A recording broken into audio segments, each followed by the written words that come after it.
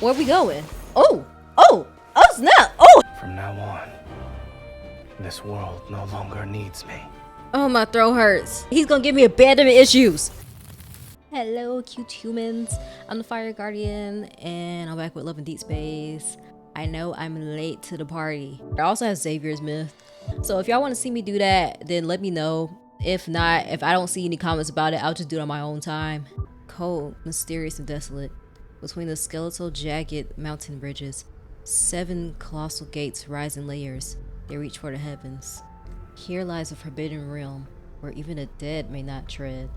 And at the end of a seemingly frozen time, it welcomes its first visitor? What? First visitor? Is it me? Wait, Zayne? You Ooh. are a supreme deity, the embodiment of annihilation and divine punishment. Oh. You possess unparalleled wisdom. Turn back. Do not set foot in Everlost, where returning is impossible. You mustn't become one of those lamentations who are What? restless for all eternity. Oh my gosh. The Creatio stone from the primordial age. It lies in the netherworld, beyond the 7 gates, yes. Huh. Which was in the Foreseer staff, right? You already possess supreme power.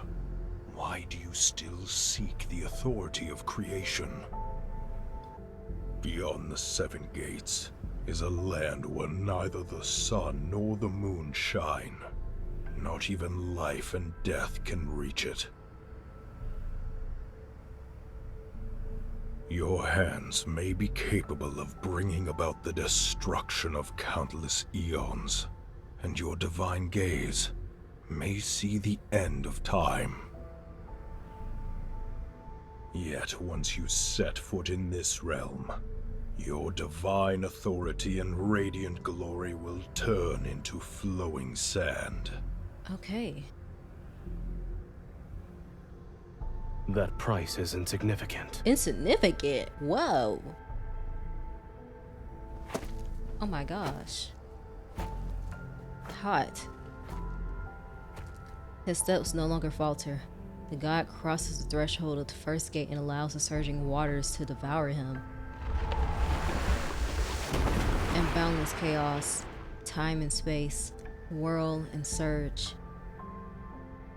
Only an amber-like world remains, nestled within the barely perceptible crevices of the void.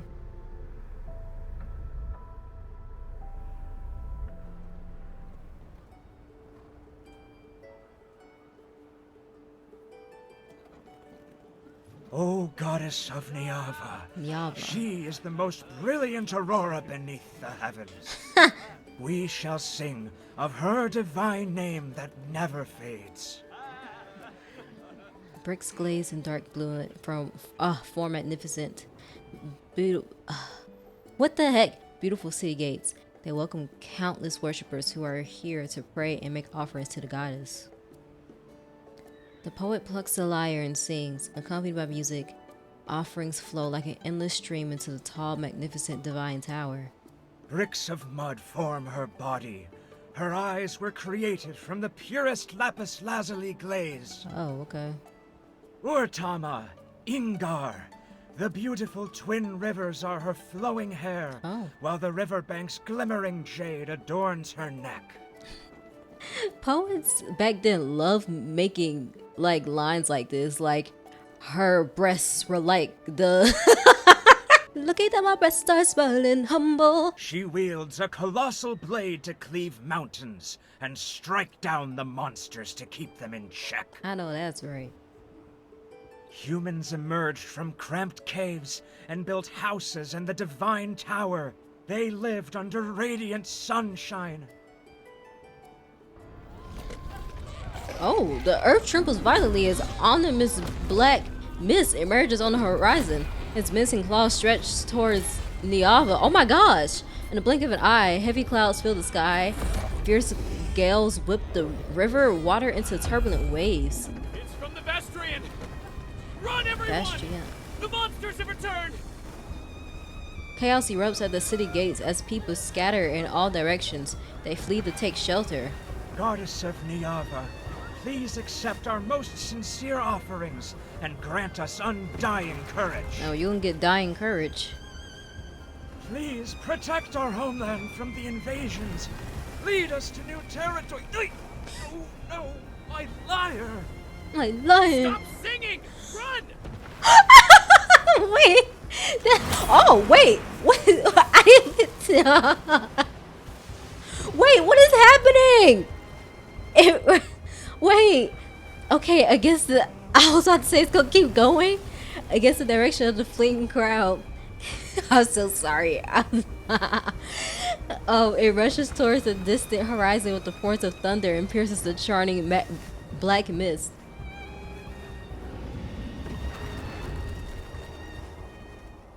Oh, hello. Nightfall. This is so pretty. Sorry. The rivers. I've just been really excited about this. I think it's kind of obvious. The rivers Tama and Ingar return to tranquility under the soothing moonlight. Oh. The music. Ooh. Oh yeah, I need to turn that up.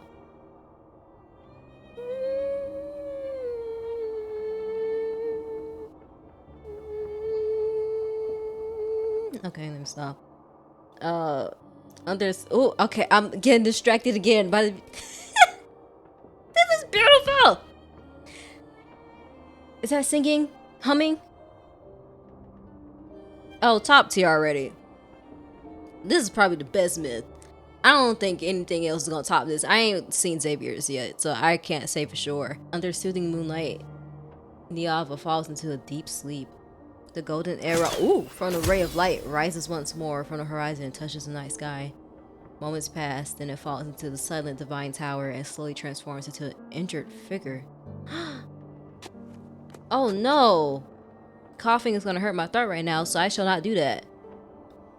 The wounds spread across my body and form eerie golden patterns. Aside from pain, I can no longer feel anything else. The black mist that clings to me is entwined around my wounds. It silently erodes my consciousness. I try to calm my rapid pain breathing and barely manage to prop myself up with my sword. Oh no! Why is this body becoming more fragile? My Niava is an extremely delicate world. It and its denizens need me. But the only one who can help me and save me. I grit my teeth. I don't want to say that name. Zayne. The tower is silent. No one responds. A name once familiar is stuck in my throat like a thorn, yet it lasts but a moment before instinct for survival prevails over pride and resentment. Zayne!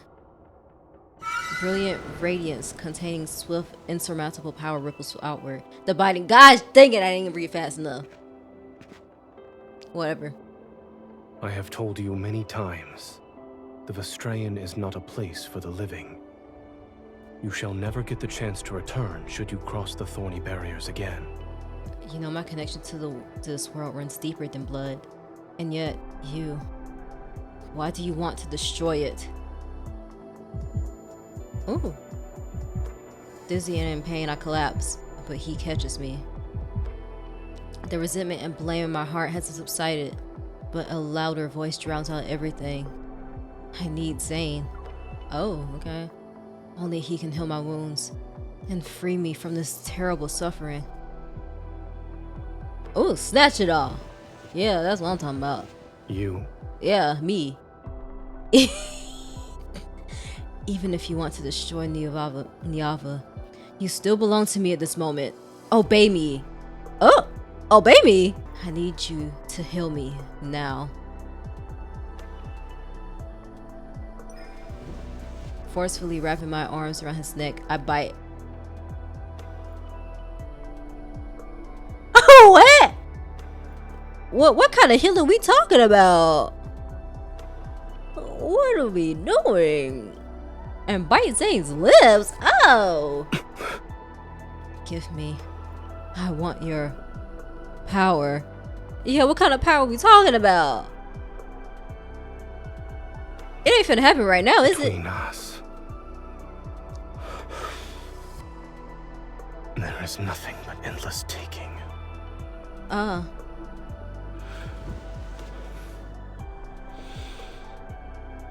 Behave.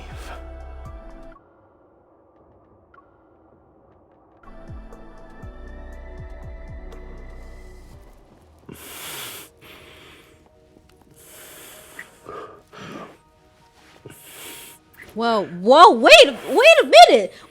I really wish I could get this outfit. Whoa. Oh, this is so pretty. Okay, whoa, ooh. Oh. Your injuries. This is your resistance against me. What? Give me your power. Ooh, they're all because of you. To seek help from the gods, you should let the gods hear your supplications. I am a goddess. Understood. Feel this. And remember what I'm giving you. Feel me. I want to feel the fire. I'm sorry, that's what I that's what I think when I see this. Feel me.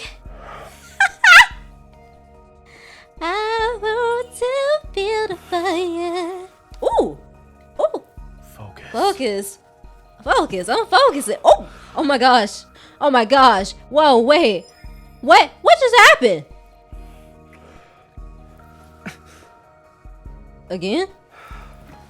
Oh my gosh, what is going on? Are you healing me, or is this punishment? Very few can bear the power of annihilation. Annihilate this. Why are we leaving? Where are we going? Oh snap. Oh, he said, where you going? The ritual won't end because you want it. He said, you ain't, he said, you ain't going nowhere. Oh, shit.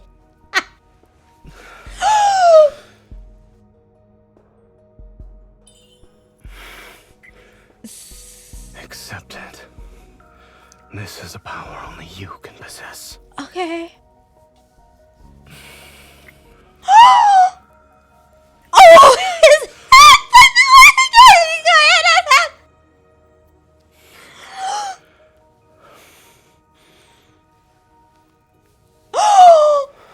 Oh my gosh, this is crazy.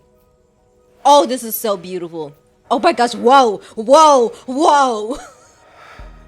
I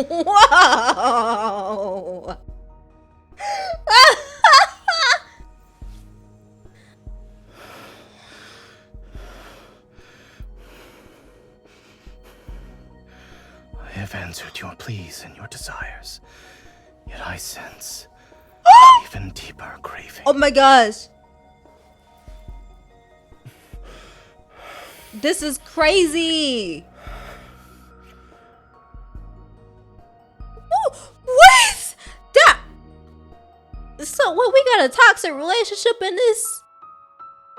In this myth? Oh my gosh.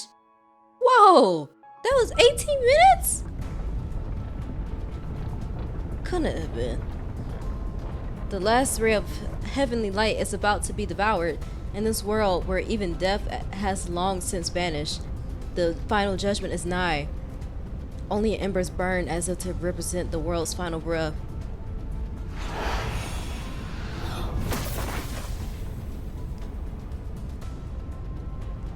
The natural order of fate is no more.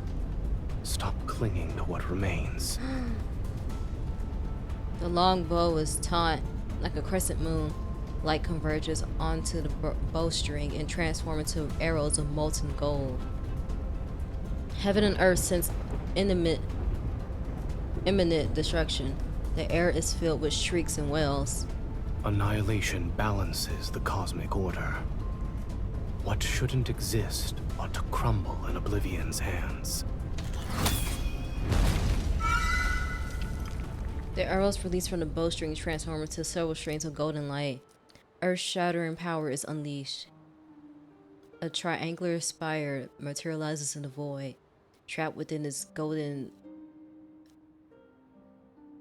Aenzu. Its beak and feather razor sharp. It can barely cling to life. Be gone. Aw. Zayne tightens his grip, and golden dust falls through the gaps between his fingers. The bird meets oblivion in the distant depths of the universe, and a newly born golden Aenzu spreads his wings in another unknowable place. Oh. Snowflake drifting from the unknown lands quietly on the back of his hand. It leaves behind a fleeting coldness. Oh. Oh. Oh. It's snowing. Yeah, it is. I'm sorry, I'm talking like I'm in conversation with him right now. Sunlight filters through the magnificent curtains and casts shimmering ripples across the pool. Within the empty hall, only my footsteps break the silence. The cracks in the blade have been repaired as well. I swing the sword, and abundant power reverberates throughout the divine tower.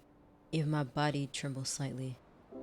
Within that brilliant radiance, another power has coalesced aside from my own aura, one whose depths are more unfathomable. Zayne. We've known each other for so long that the numbers are meaningless. And we once shared what seemed like the most intimate of touches and tender moments. Oh, once. Yet when we let go, it's as if only confrontation and estrangement remain between us. Oh no. I turn towards the golden spire, standing serenely in the depths of the divine tower. The Aengru's spire, containing all the universe's realms within, is the divine artifact Zayne treasures the most. What? Several golden Aenzus, their beaks and feathers sharp like knives, circle around it. Another one flies in and disappears in a golden glow. Where is your master? The Aengru spire won't answer me. The corners of my lips curl up. His absence is only to be expected. Otherwise, he'll try to stop me. It's only natural that I protect Niava and save my people. Yet he's determined to lead Niava toward destruction and annihilation. A golden Aenzu lands on my fingers. I let it nuzzle my hand and exhale. When we first met, he promised to make all my wishes come true and stand by my side.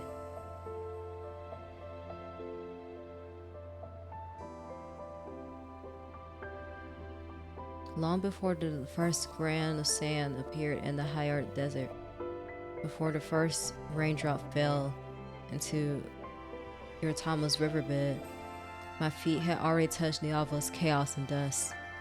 All grew under my gaze and touch, and people learned to survive by following my divine edicts. Edicts? Oh, okay. Zayne definitely has a reason for doing what he does, but this is sad so far already. I guided them to build their homes. I severed every monster's head for them. They devoted everything they had to worship me and used the most noble word in their hearts to address me as goddess. Perhaps this is what it means to be a goddess. For a very long time, I do everything within my power to protect every sunrise and moonrise in Niava, until I met another god.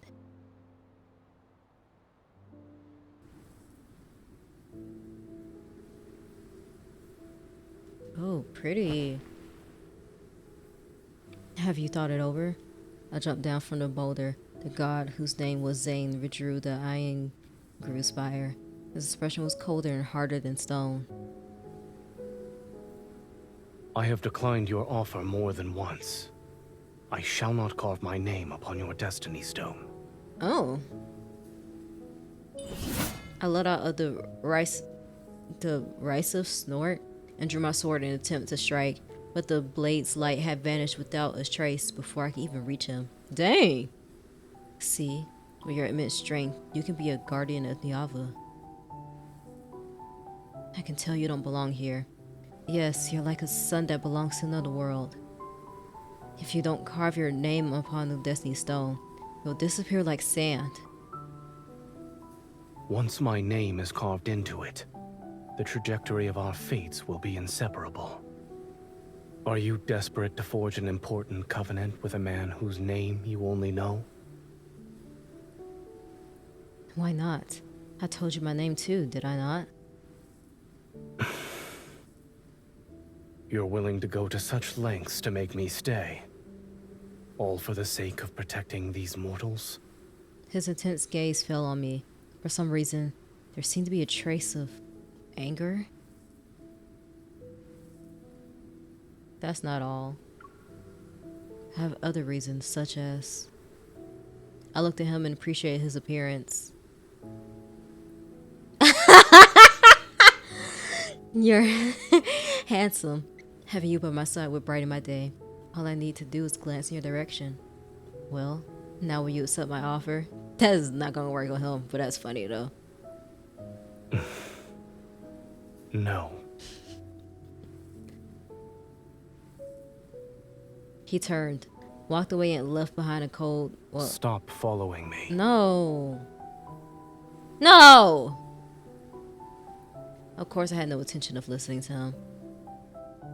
In this land, people passionately pursue what they desire. All of Niava belongs to me, and Zayne would be no exception. Ooh! He's standing in the same room as I am, after all. But before I could catch up to him, an unexpected battle left my body severely damaged like never before. It was also then that I realized my body would deteriorate because I fought. There would be a day when I perish. And Zayne was actually the only god who could provide me succor. Or is it succor? Succor? Succor. Succor? The season's threads are woven by your hand. The scales and creation rest within your wisdom's palm. I leaned back on the rattan bed and stared at the distant firelight and crowds while humming along to the hymns that drifted over intermittently.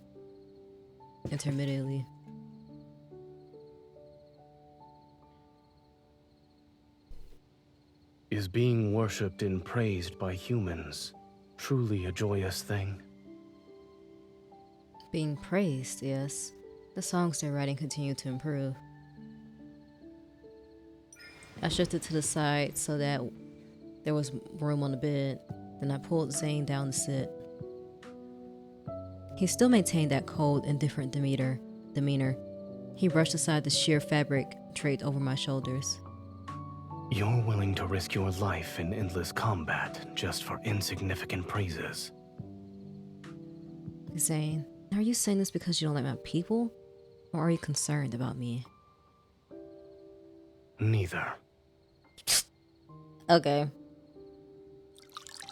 He scooped up water from the jar to wash my skin that had recently healed. Then why did you rush into that black mist to rescue me? Your questions seem endless. Which means you'll have to get used to it. Although I was concerned about the black mist that appeared, I decided to focus my efforts on convincing Zayne to stay. He possessed power that even I could not match, and he could heal my body. I couldn't let him slip away. Shouldn't you reconsider my offer? We're more than strangers who know each other's names now. I gave him a meaningful look. When he had healed me, I had been somewhat unconscious. However, I remember more than he thought. I don't need you to care for me.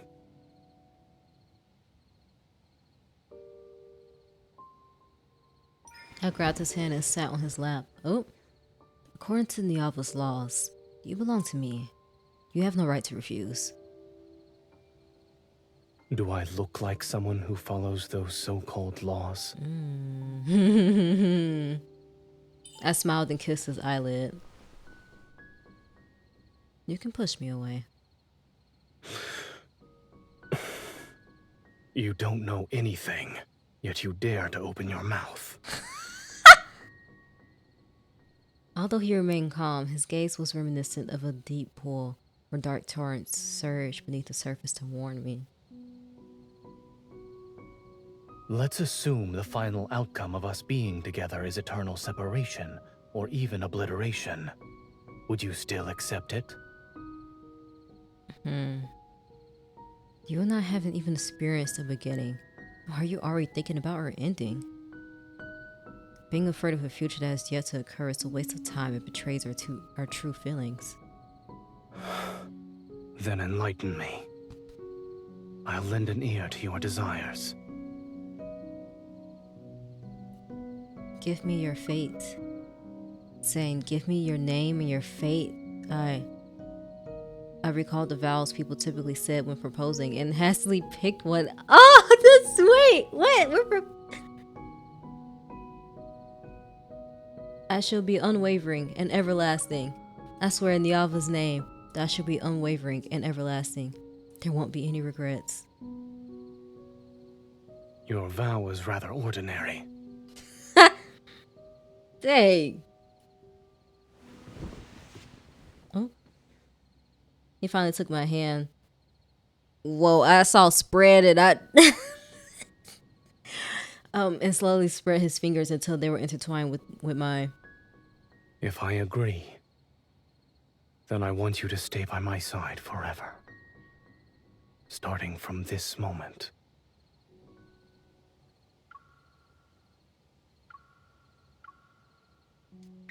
Promise. Starting from this moment, I shall forever remain by your side.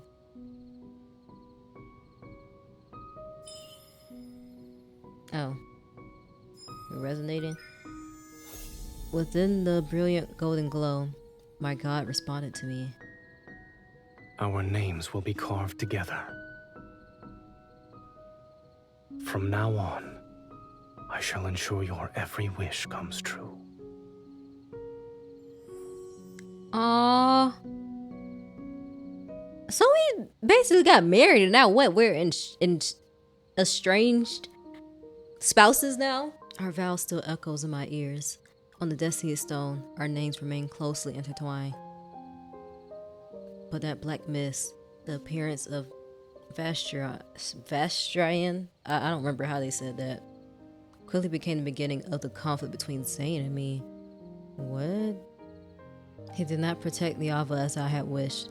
Instead, he allowed the Vastrian to bring catastrophe and devour my people's homes. I was wrong to have those thoughts back then. How could a god who governs annihilation possibly harbor goodness and mercy towards Niava? My fingertips are pecked twice, which makes me return to the present moment.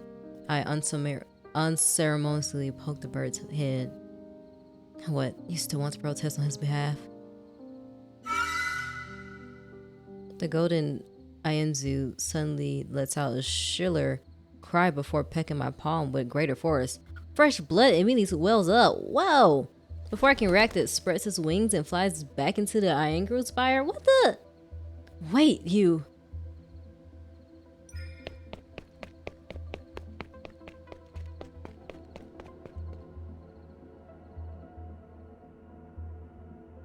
In this empty, ethereal space, golden light flows like a river. It constantly shifts into intricate patterns. I'm inside the Iangru spire? That golden Ainzu. My instincts make me immediately chase after it, yet when I finally see it, I watch as it plummets into the void, and fierce flames erupt where it falls. The bird is reduced to ash and smoke. A sudden sharp pain shoots through my heart, and I clutch my chest. Something strange appears on my palm. I open my hand and see the bloody marks left by the golden Ainzu's beak. They dry and solidify into a crack across my palm. Oh my gosh. I soon understood what the strange line meant. A golden thread entwined in my hair suddenly snaps. The broken jade cuts off a strand of hair. I hear a silent lament from Yurtama. Niava rivers, Yurtama, and Ingar are akin to the two most vital arteries in the heart. But now the one river has stopped flowing. The body called Niava is about to lose life's luster. I must save Yurtama. As always, the sun rises. It shines on people's faces and the river water that lies as still as a mirror. What are we supposed to do if the river stops flowing and dries up? Don't worry. Our goddess will protect us. Yurtama will not dry up. We should hurry to the divine tower and offer sacrifices. Only then can we ask the goddess to bestow her divine guidance. Oh, it's Yurtama. Walking along the riverbank, I can hear people discussing Yurtama's strange condition. Maybe the goddess deliberately stopped the water to prevent the wheat fields on both riverbanks from being flooded again? Indeed. If this is planned by the goddess, then we should follow suit. It's time to compose new hymns. We must sing and abide by the actions of our goddess. The worry lingers on the humans' faces for only a moment. They soon hum new melodies and continue on with their daily lives.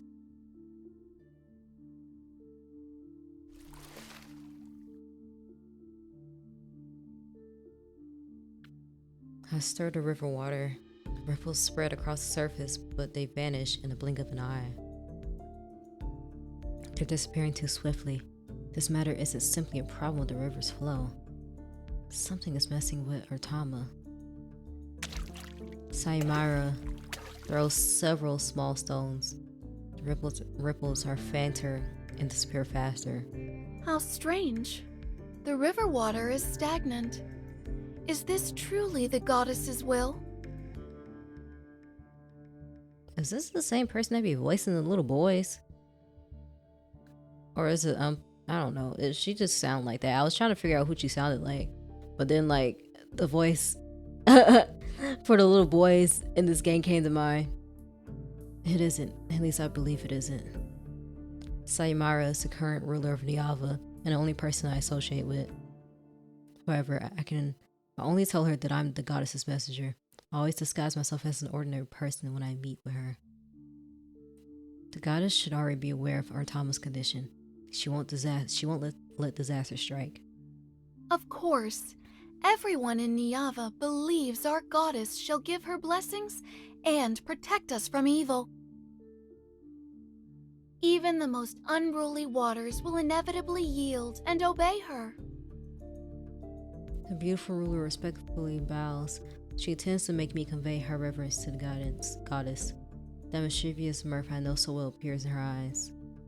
I wonder, how is our goddess?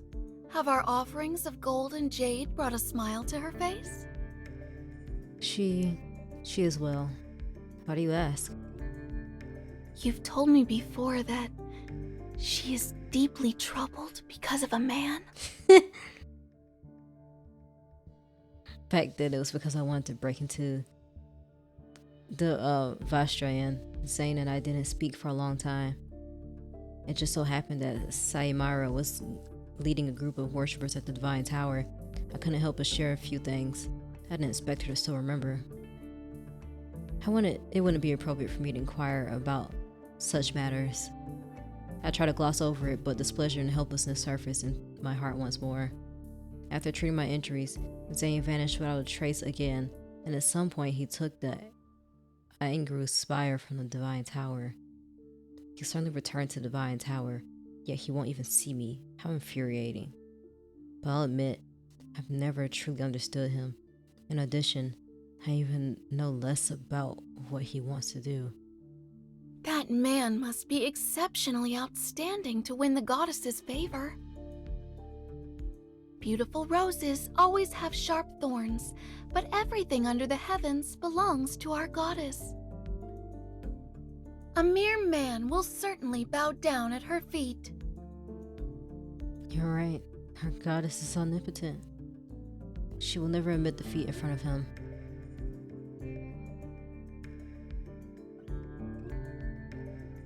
After Sayemira Oh my gosh.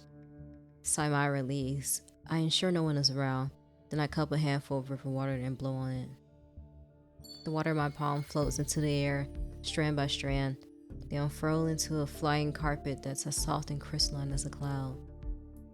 Take me to the upper reaches of Iritama.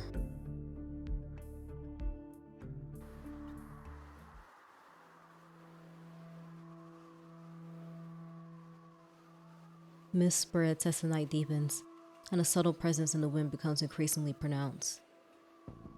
The closer I get to the source of Iritama, the more certain my suspicions become. This is Zayne's power. It's the same as what I've been exposed to before. It's Zayne's power.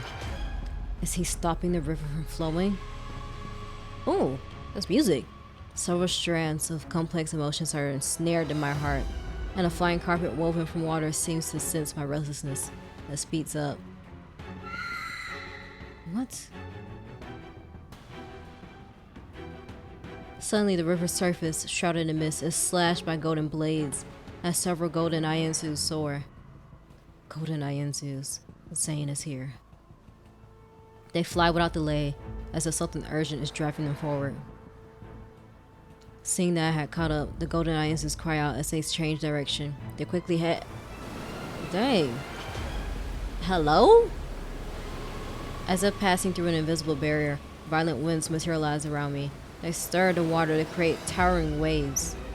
At the end of the river's source, a monster covered entirely in crystals is entrenched. Strange, chaotic streams of light swirl around its body. Its mountain-like physique is blocking the water's flow. No wonder the river is stagnant. It's hideous and unlike the ones in the Bastion. The god who has been pursuing it wields his bow as he floats in midair. The mist is stirred, and it swirls around his body. Under dim moonlight, Zayne's expression is cold and ruthless. His golden arrows are aimed at the injured, roaring monster standing in the water. This is where you shall perish. Struggling is a futile endeavor. The severely wounded monster attacks frantically. I quickly leap into... Gosh dang. You shouldn't have come to this place. Leave. Zayne keeps his gaze fixed on what's ahead. One hand holds his bow while the other traces gold runes in the air. He intends to teleport me away. I can be anywhere. All of Niava belongs to me. I can be anywhere in this world if I so wish. Over here. Don't give it another opening. I grab my sword and fly to Zayne's side. The monster pivots up. Perfect. Let's see how sharp my prepared sword is. Zayne raises his hand and summons the Iengru Spire. Brilliant light spills out from the golden divine artifact. A burning mark is etched onto the monster's body. Aim for its weak spot. I see it. My vision is consumed by refulgent light as the power of resonance imbues my blade with tremendous energy. I swing my great sword to attack. Meanwhile, Zayne's fingertips on the bowstring blaze with a spectacular radiance. The longbow is drawn, its appearance akin to a perfect full moon under a tremendous force. Let's make this quick. Golden arrows carrying apocalyptic power pierce the monster's body. At the same time, my sword strikes where the marks guide me. That should finish it. Something's not right. Violent tremors accompanied by agonized roars shake the land as the riverbed and area under the monster crumble. The dying beast bursts forth with terrifying energy as if it's trying to devour the space around it. Go. Several golden runes quickly become entwined around my body. They're about to push me toward a distant place. By some uncanny impulse, I tightly hold onto his hand. I surrounded disappear like a rushing river water during our rapid descent. Before my consciousness is devoured by boundless darkness, I only remember the trace of warmth. I'm clutching tightly with my fingers. I refuse to let it go.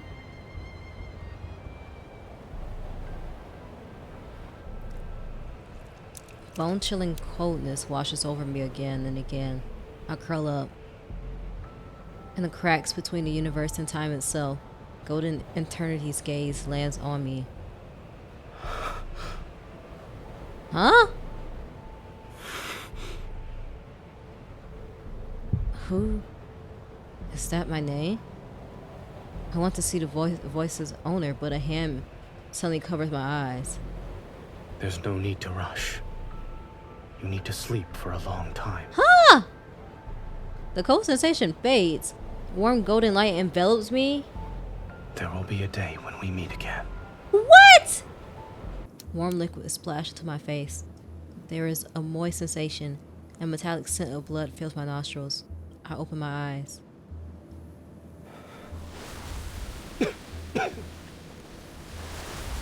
If you had woken up any later, you would have been swallowed by the sea of sand. Seemingly alive, waves of white and sand slowly rise and fall. They surge towards us again and again. Looking at the arm around my waist, I lift my head. Zayne is sitting against a black stone about half a person's height. He's holding me in his embrace to an extent. A golden barrier envelops us to keep the endless waves at bay. Where are we? Inside that monster's stomach? Worse, I'm afraid. This place is inside its protocore. Whoa! Okay. What's a protocore? You can think of it as its heart. How much do you know, If this Zayne? heart devours Already? us and absorbs enough power, that monster will resurrect itself.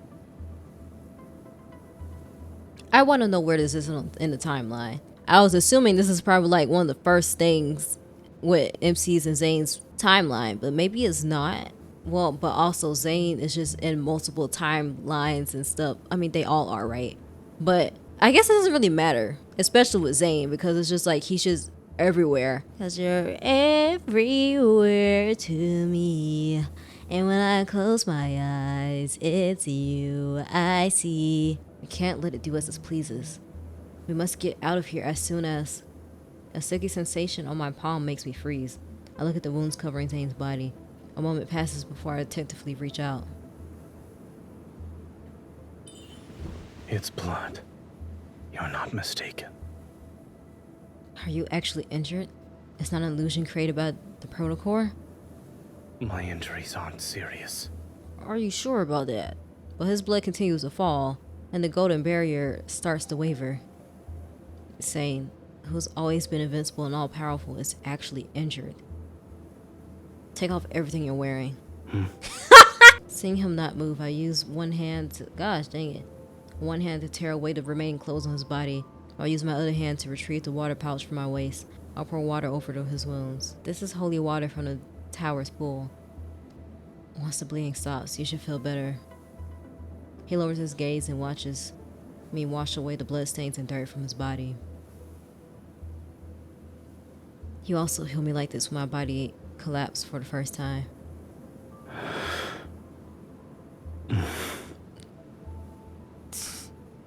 He most likely recalls those distant days, those times when I at least embrace him with a smile. I was gentler than you and your current strength. You have more words that will incur my wrath? I don't know what I could say that wouldn't make you angry. Dang. This is so sad. Gosh, dang. I let out a soft hum and grab his hand.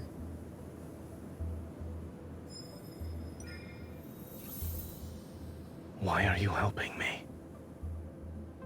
When you were fighting that monster, you set up a barrier to defend the village by the riverbank, correct? The river's water stagnation isn't related to you.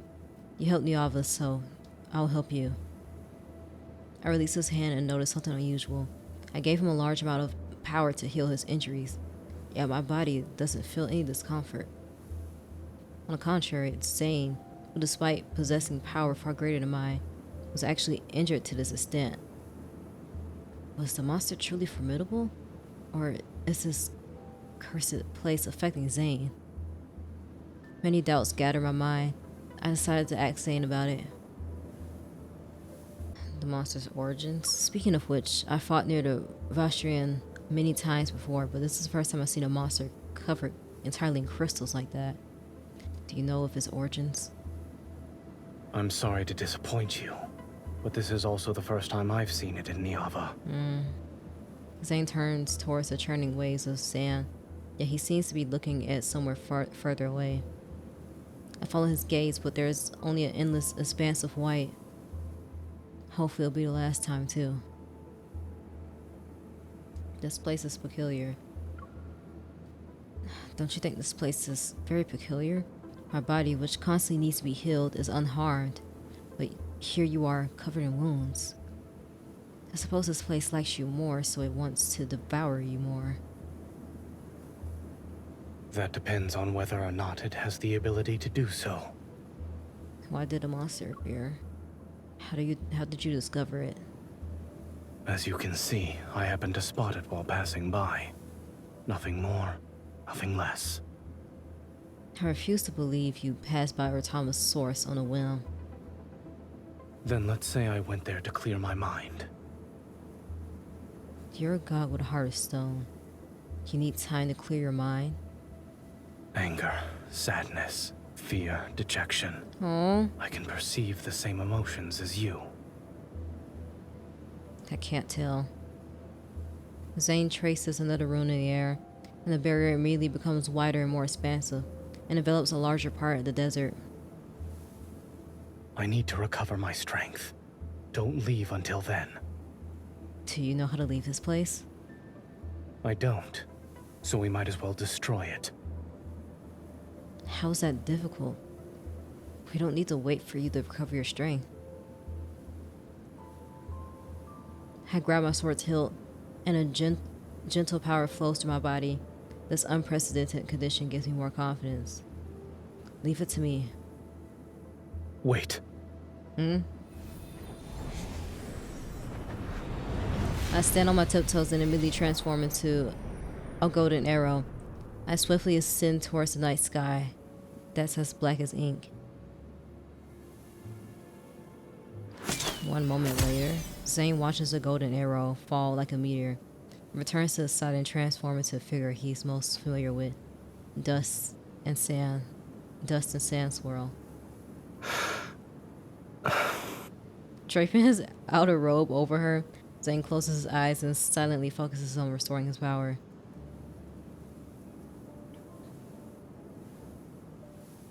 Zayne spends the day meditating to heal his injuries, with nothing else to do. I can only wander around the desert that's covered in golden light. Within this strange space, there's no distinction between night and day, and the color of the sky isn't clear. There is only a faint strip of white behind the distant clouds. It could be the outline of the spire's top or a broken crescent moon. I build a bonfire while I'm listlessly piling up sand. Zayne quietly sits down beside me. The Divine Tower? Correct. It looks like your injuries have healed to some extent. Zayne opens his palm, and an iron groove spire manifests above it. Aside from the light being somewhat dim, there's no other abnormalities. Here, drink some water. He looks at the water pouch I'm holding but doesn't move. My hands hurt. Haven't you recovered? Do you typically argue with the injured? Oh my gosh. Alright, sure. Say ah. Resigned, I help him drink the water. Then I recall my harvest from the desert and pull out a few orange carrots. Oh my gosh. I can only find these. There's nothing else that's edible. Eating something might help you recover faster. That won't be necessary. I already tasted them for you. They're not bad, and they're crisp. I'm leaving. It's okay, I hate carrots too, Zayne. One time for dinner, I think it was one of those little frozen dinners, right? And it had carrots in it. And I was refusing to eat the carrots and the corn. I was like, I hate this. I don't want to eat these carrots and corn. But my parents just like, you need to eat it. It's good for you. So I ate it, and then I went to sleep that night and had awoken to find out that I had thrown up in my sleep. And after that, my parents did not force me to eat any more carrots or corn. He quickly returns to the Blackstone side, sits down again, and dons on the dignified, serene appearance. I'm left alone with the carrots. I watch his figure inexplicably sense a hint of fleeing in defeat.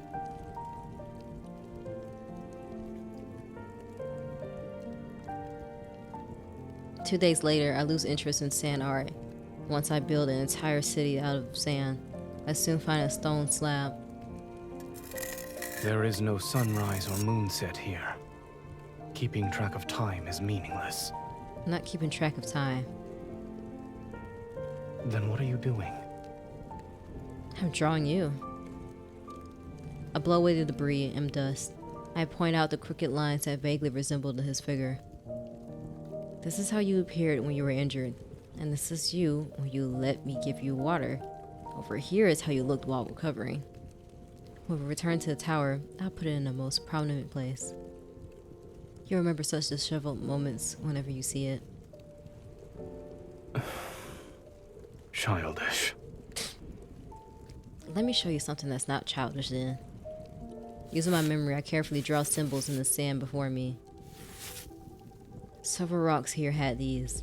It was almost like someone carved them. Assuming they're text, these symbols don't belong to the Niavan language. Can you read them? This space doesn't truly exist. It's simply a shadow cast from somewhere else. These symbols might be from the past, or perhaps they exist in a more distant future. In either case, they're of no use to us. Are you saying that everything we're seeing and touching is an illusion? No. You can actually die here.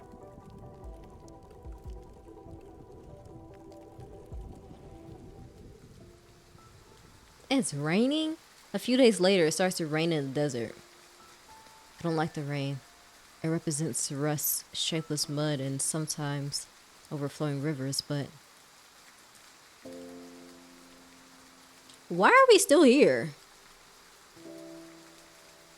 The rain here is beautiful. What the heck is going to happen to Niava since we're stuck in the doggone protocore? They cascade through golden halos, and their splashes leave shimmering glimmers. If what you said is true, then do these droplets also come from the past? Or the future, perchance? Neither. They are time itself. I don't understand. He raises his hand, and the Iangru spire gleams with a golden light. It's more brilliant and dazzling than ever before. In other words, Zayne has fully recovered. We'll leave once the rain stops. Alright. How strange. I don't feel the joy I expected. There's only a subtle melancholy. When we return to the Ava, will we go back to being how we were before? What do you mean? You know what I mean. We'll only appear to be cordial when the reality is that we're emotionally distant, like strangers. Do you want us to be like that? Oh, I shake my head. No. I know you have things you need to do. There are secrets you can't discuss with me. But I've also speculated countless times. I thought maybe you never truly intended for Niava to be destroyed. After all, there are many things you wouldn't need to intervene in. What is the answer you desire? I hope I'm right. I hope I'm right, because I don't want to hate you, and I certainly don't want to despise you. Otherwise, it'd make me the one who insisted on choosing us long ago look like a hooligan. Then allow me to prove to you that the choices you've made have always been correct.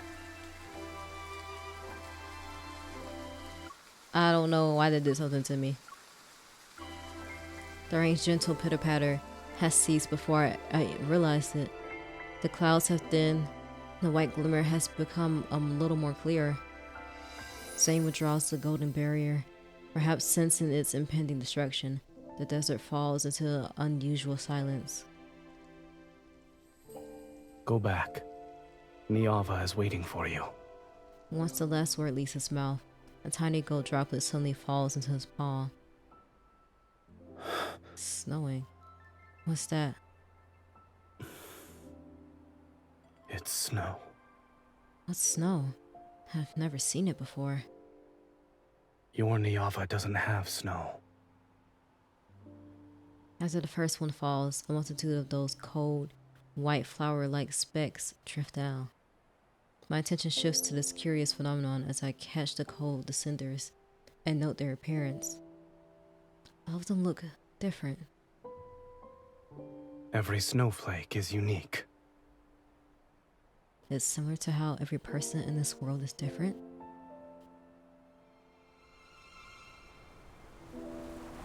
The snowfall grows heavy and shows no signs of stopping. It mixes with the white sand and doesn't melt. I crouch down and scoop up a handful. Pure sand and snow. They're indistinguishable from each other.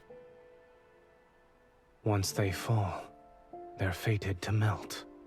Everything in existence cannot escape decay and annihilation. All right, Mr. Annihilation. Gosh, dang. Oh, he holds my hand. And the cold wind immediately blows away the sand and snow from my hand. But destruction is the only force that can bring about new life, yes? I catch the falling, icy droplet again. Like Niava's desert denizens, the weeping that accompanies death resounds as new life cries for the first time.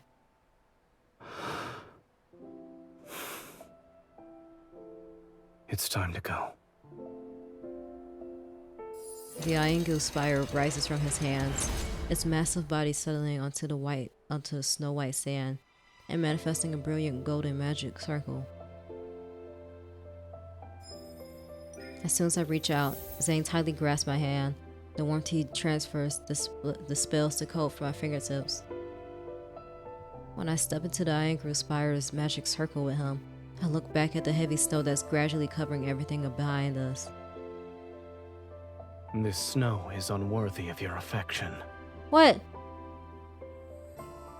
The violent tremors and blinding white light make it seem as if the world's collapsing. Then I'm pulled into an embrace that's as cold as snow. I would still remember those brief dreamlike days long after they pass. And my memories are the silvery sea of sand, the luminous blue rain, the swirling snow, and the warmth from Zayne's palms and embrace. Urtama begins to flow again. People gather beneath the divine tower to thank the goddess once more for granting them shelter and hope. However, a vague sense of worry and unease still lingers in my heart. It spreads with every drop of blood that flows and diffuses into blurry nightmares. What? Nightmares? Zayne! Are you awake? Yes. A ray of morning light shines into the divine tower. It draws a sharp line of light and shadow across the smooth lines. Groggy, I sit up in bed and watch Zayne dress himself. In an unhurried manner, he puts on his accessories.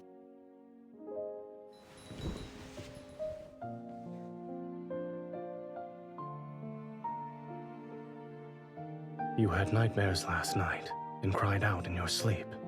Is that so? I don't remember anything. I suppose I did have a dream. It's most likely a terrible one, which is why my subconscious doesn't want to remember it. What did I say? I only heard you cry out, Niava. Then, Oh. you gave me a good wallop. Where did I hit you? Truly? Where did I hit you? Let me see. Here. I look intently for a long time before finding a barely visible streak of blood on his neck. What? How did I do that? It's better now.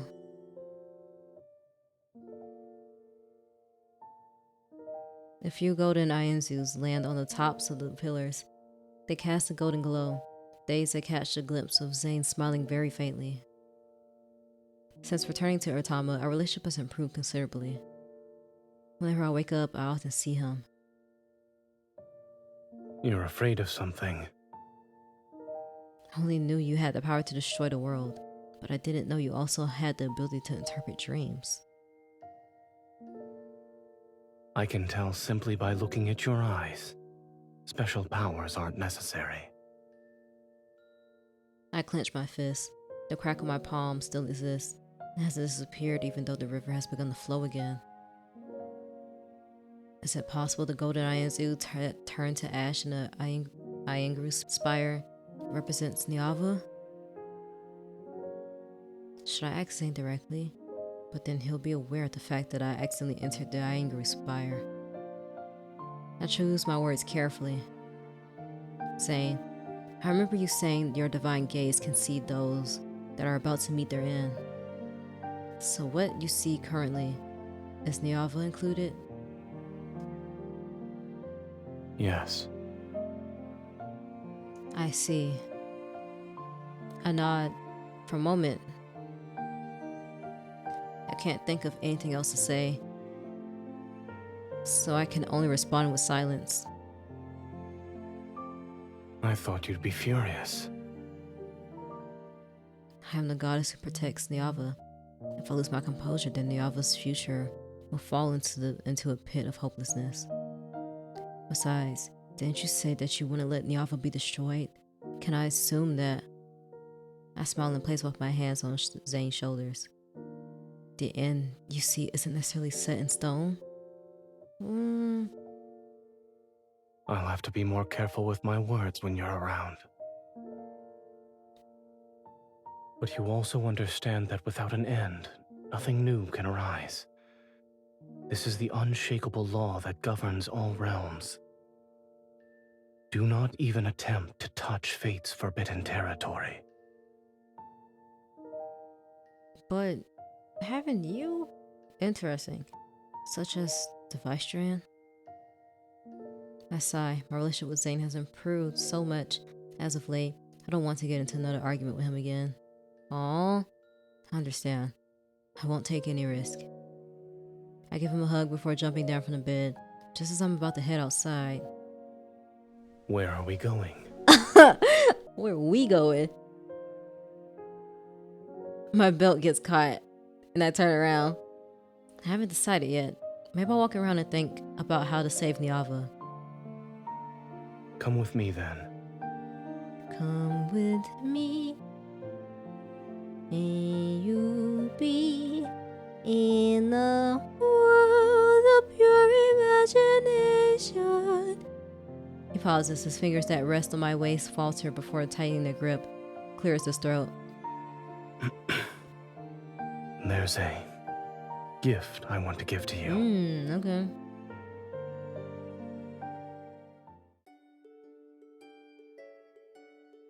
This is really long. Oh my gosh.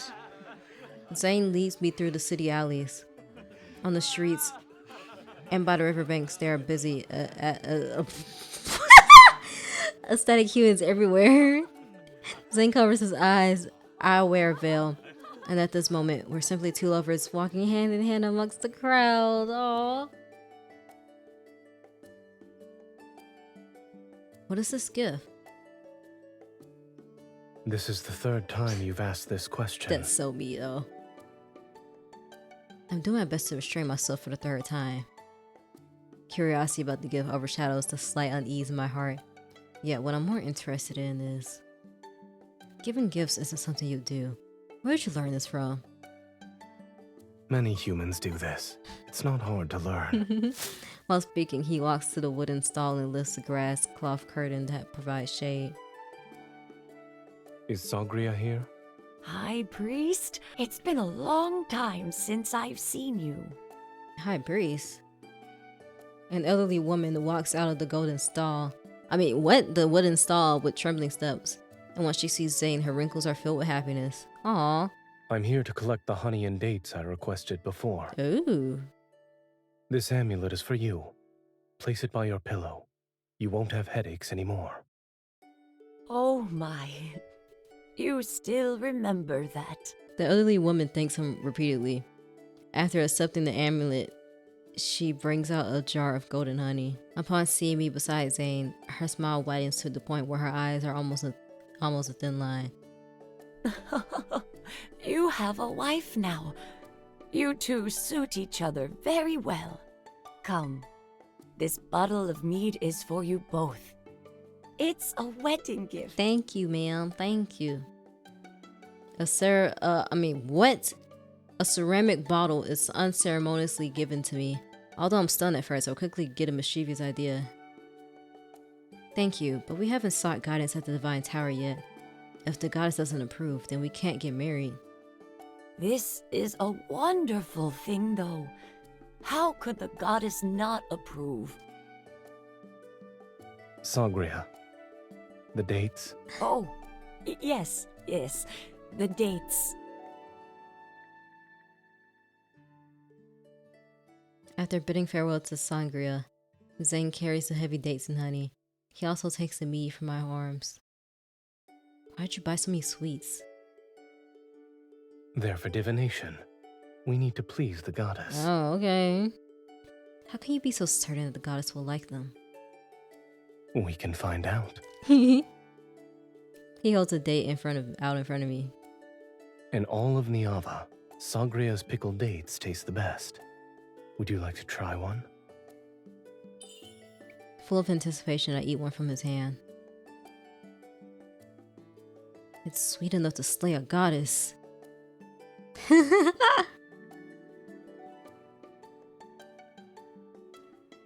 Near the riverbank, Zayne knocks on the door of a mud house. An honest man greets us.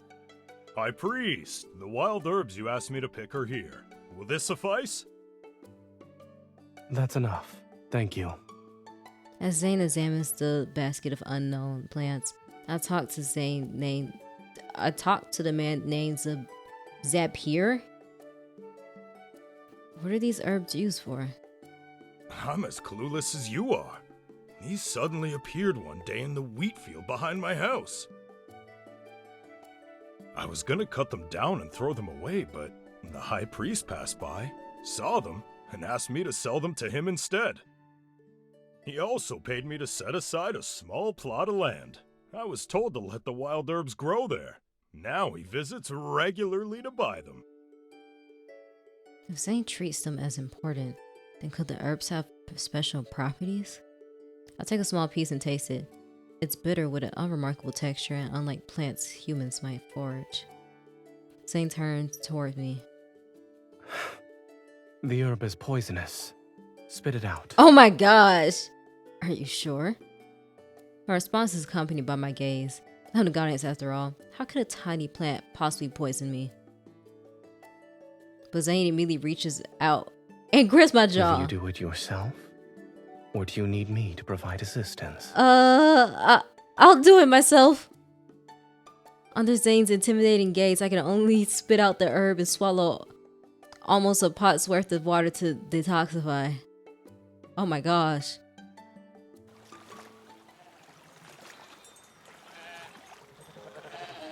We continue walking downstream towards the riverbank. The clamorous voices fade to an instant, and smoke drifts from the tranquil villages. After Zayne exchanges 2 more words with a shepherd, we gain what? As a companion. Honey, dates, and this basket of wild herbs. None of them look like Zayne's gift. Resting in the shade, I use a bundle of fresh grass to distract the eel and prevent it from eating the basket of poisonous herbs. Whoa, what the? Eat. Where did you conjure these wheat cakes from? I ran into an acquaintance earlier and they gave them to me. He spreads the honey he obtained on the wheat cakes and hands them to me along with a few figs. You know so many people. When you weren't at that divine tower, were you befriending every mortal you saw? I wouldn't call it that. I merely had a few chance encounters and we became associates. Those humans are fond of you. You don't actually dislike Niava. The humans here don't annoy you either. I never said I disliked Niava. I gently punched him. You could have explained this to me earlier, yet you let me have misunderstandings about you for so long.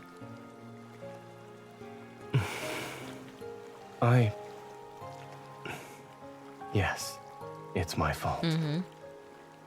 Unable to tell if I'm more annoyed or amused, I poked the corner of his mouth. Remember, your mouth isn't just for eating and drinking. It's also for explaining. And kissing me. Yeah, that too. I understand.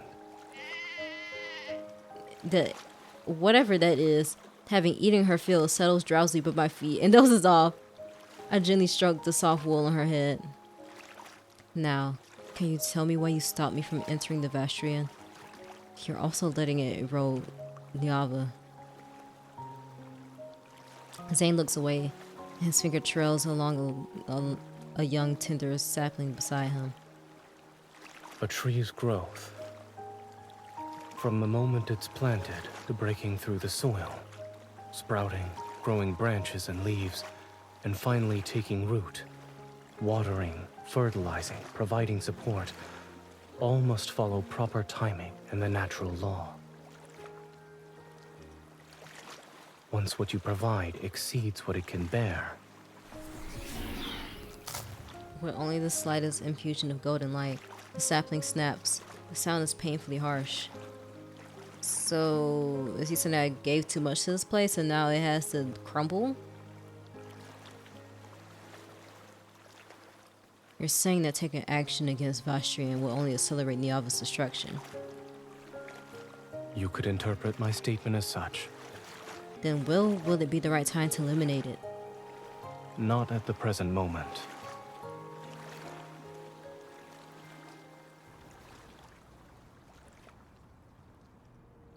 After passing through another wheat field, Zayne finally brings me to our destination, a home that belongs to farmers. After unloading the items the Yui had been carrying, the weathered woman welcomes us into the house.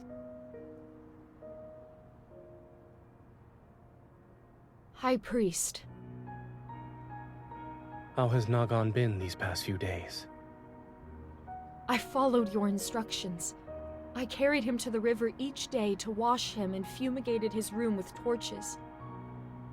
He's been awake for longer periods, but the evil presence on his chest still hasn't disappeared. Let me examine him first. She is an envoy from the Divine Tower. She shall bestow the goddess's blessing upon your child. I feel a gentle push at my back. Realizing what's expected of me, I nod respectfully to the woman. She wipes away her tears and bows to me in return. May the grace of the goddess descend upon this place. Come with me.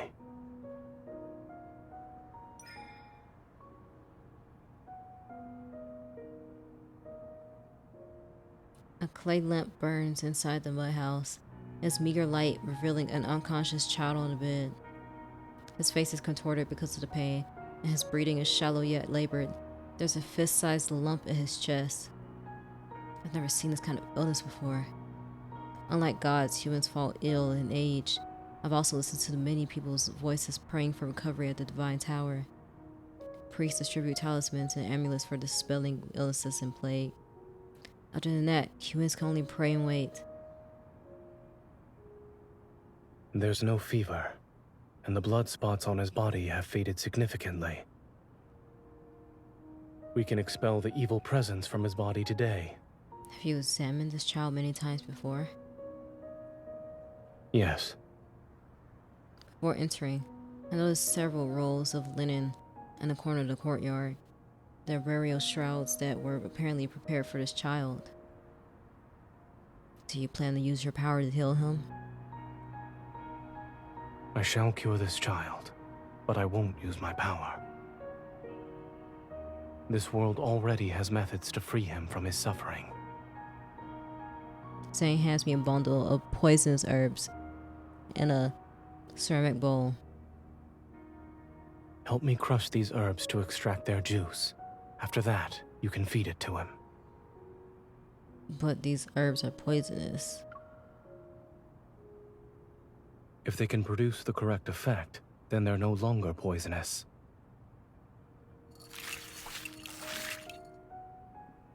I feed the viscous juice to the child, then I turn to Zayne, taking out the jar of honey again. After driving away the evil presence from his chest, we need to apply honey.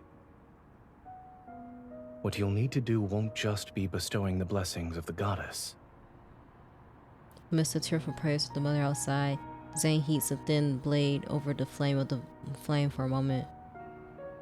Remember everything I do from this point forth.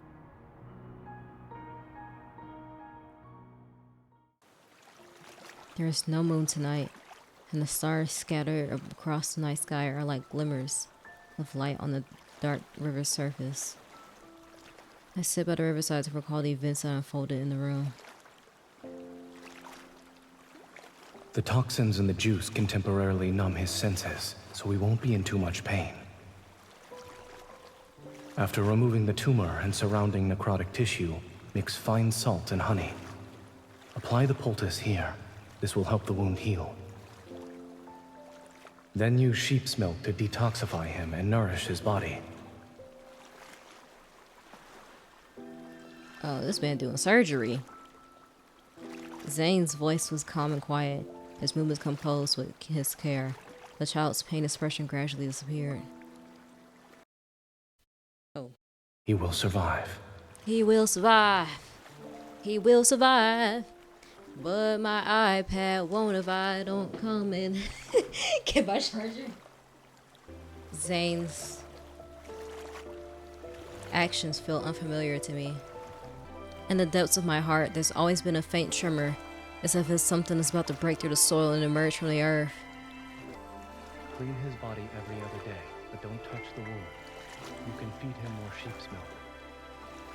Zayne gives the eel to the grateful woman before walking toward me.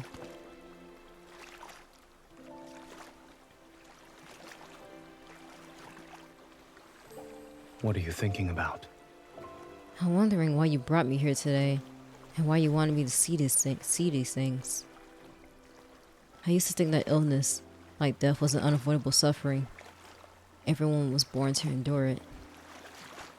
However, it seems that's not the case. Illness doesn't stem from fate's punishment. It comes from every grain of sand, every breeze, every drop of water, every morsel of food we consume. Everything in this world could potentially become a source of disease. So if you want to cure it, you must seek answers from this world. I blink, unable to fully understand Zayne's words, but the trembling in my heart grows stronger. When you healed that child, you didn't use any divine power. That means healing can be accomplished by ordinary humans. Your people possess wisdom. They will do even better. He turns his palm over, and an iron green spire materializes in his hand. Guided by his fingertips, a thin, slender golden thread is slowly drawn out from within it. Give me your hand. This is my gift to you. The winding golden thread extends into my palm and touches that crack. Your gift has a name. The Principles of Medicine. Huh? When the golden thread intersects with the crack, a brilliant radiance suddenly... Tell me, what do you see? I see a vast expanse of flames. The people of Niava have lit bonfires. Listen carefully. Why are your people no longer cheering? I can't hear their voices. Beside the bonfire lie countless people with agonized faces similar to that of a dying child's. They're convulsing, struggling, bleeding from their bodies. Black clouds buzz and writhe around them. They're pulling torches from the bonfires to chase after those black clouds. Then they set them ablaze. The crimson flames ignite the black clouds, and they soar and shriek as they rush towards my divine tower. The falling sparks transform into flames that lick the hem of my dress. I stumble. Don't be afraid. Look down at your feet. I lower my head to see countless newborn green plants growing. They wrap themselves around the steps and cover the raging sea of fire. People harvest them, draw clean water, preserve the flames, and sterilize sharp blades with fire. They do it in the same way Zayne did. All of this, everything you see, you can call it medicine. It's a tangible form of the principles of medicine. Knowledge meant to heal diseases and recover from plagues. From now on, your Niava will never again be driven to desperation by disease.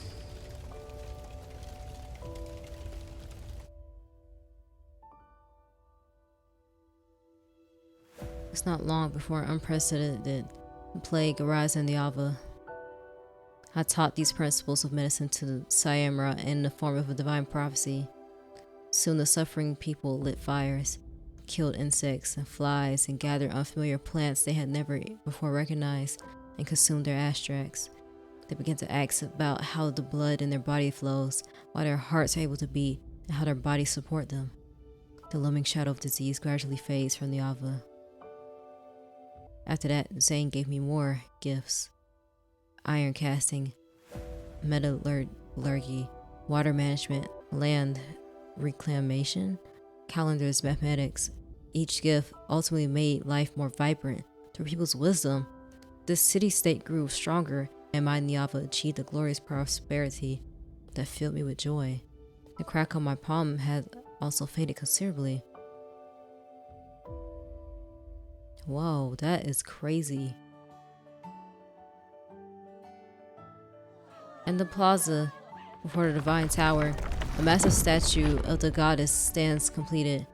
The crowd bursts into enthusiastic cheers and cries of admiration. We crafted her body from precious lapis lazuli and traced her features in gold. Please convey our most devout love to the goddess of Niava. I have heard her response. She likes this gift.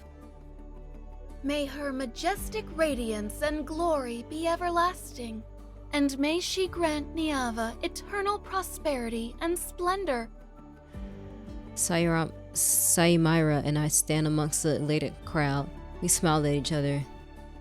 And may this statue, like your appearance, never be touched by the erosion of time. Okay, I was sure about to say, does she know? Because why did she say that? Yes, SleepyMia seems to have already guessed my identity. Yes, she never says it outright. I pretend to not notice her assumptions.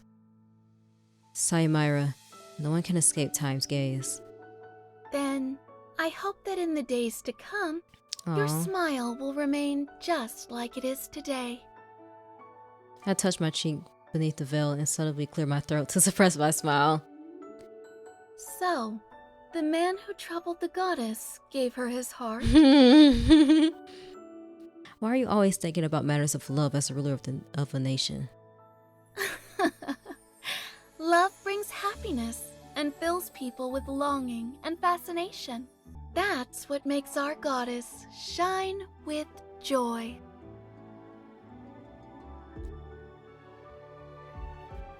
Under the bright, radiant sun, everyone is dancing and singing.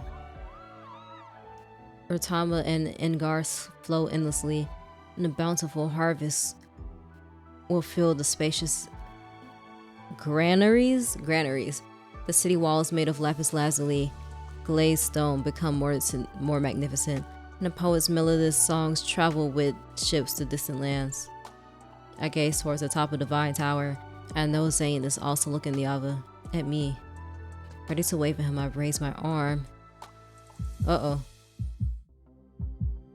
A sharp pain spreads from my palm and encompasses my entire body. An ominous premonition immediately wells up my heart. I open my slightly trembling palm. That crack that has been troubling me turned into an open wound.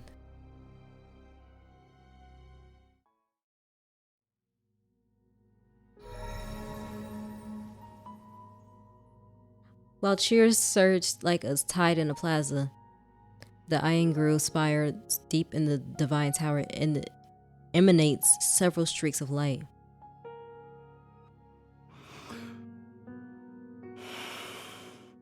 Zayne holds a fractured protocore. The monster that had been entrenched at Eratama dropped it. At the time, he followed the iron grille spire of divine guidance and traveled to Eratama's source to destroy the magical array he had once created there. Unexpectedly, the array, originally meant to be separate two realms, had transformed into a massive monster after accumulating energy for what could wait. Whoa, what? The array, originally meant to separate two realms, transformed into a monster after accumulating energy for countless years. What? Why? If I don't destroy the remaining magical arrays, she and Niava will face an even greater disaster. But that would be the herald of an even swifter farewell.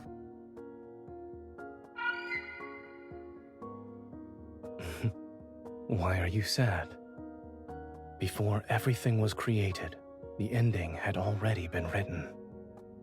For her, its early arrival should be a better fate. What? The golden Ianzu softly calls out as it flies away from Zayne's finger, and once again disappears into the iron grille spire's rotating ring of light.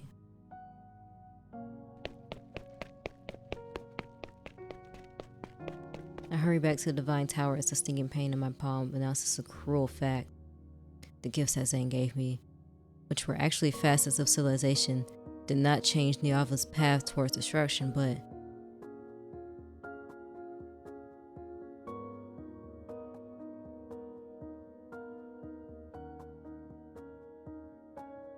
I'll have to be more careful with my words when you're around. Zayne wouldn't make empty promises. He gave those gifts to me because he has a plan. Zayne, what do you intend to do? My intuition tells me Zayne won't say anything, so where will I find an answer to this mystery? The golden Ianzu's call passes overhead. Following its shadow, I spot the iron grille spire in the distance. If I enter the iron grille spire, the mark on my palm appeared after I accidentally entered it. If I enter the iron grille spire again, will I discover something new?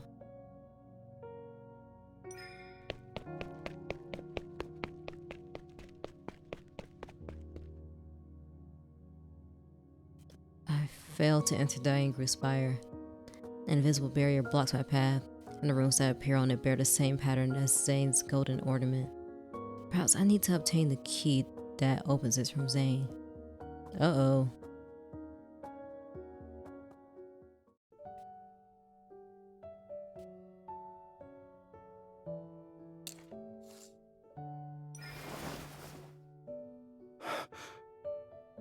What are you doing?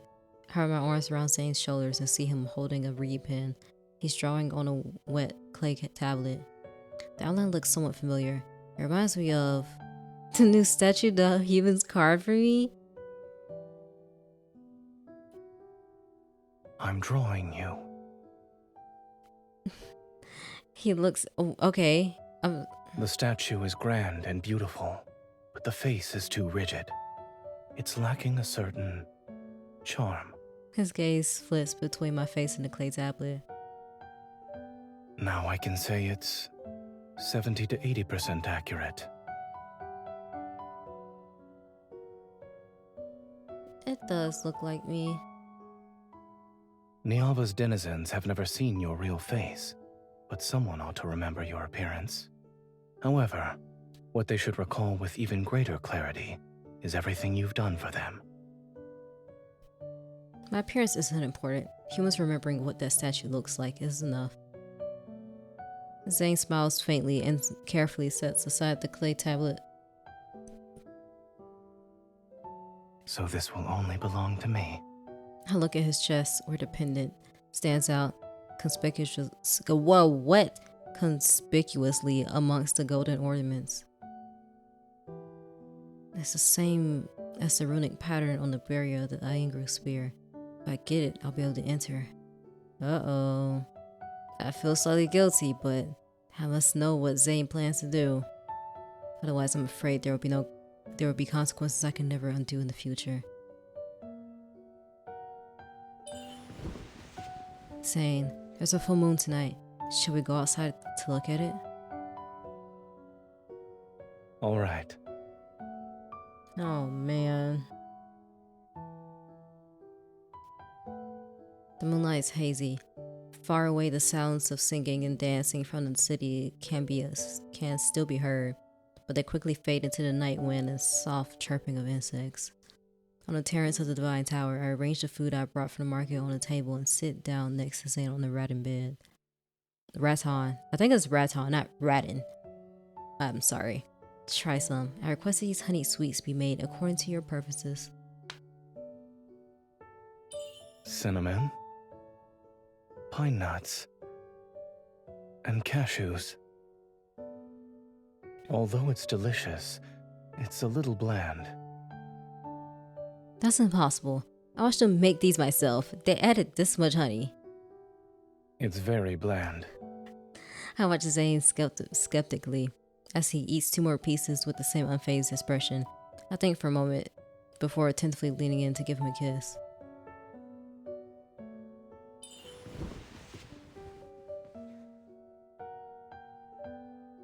You're lying. It's so sweet. I scramble to find water, but he catches me with one arm and pulls me back. Aren't we admiring the moon? The water is over here. Once I drink it, he continues to hold my hand and allows me the rest against his chest as we appreciate the moon. The pendant is right before my eyes, its radiance so bright that it almost hurts to look at. A long time passes, then I take a deep breath and finally...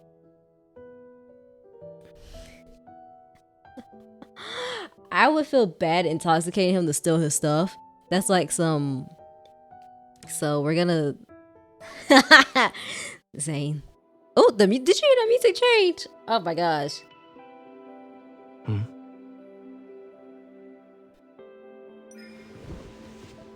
moonlight is beautiful. Wouldn't it be a bit of a waste if he didn't do something? Whoa. He's caught off guard. His gaze drifted to the places my...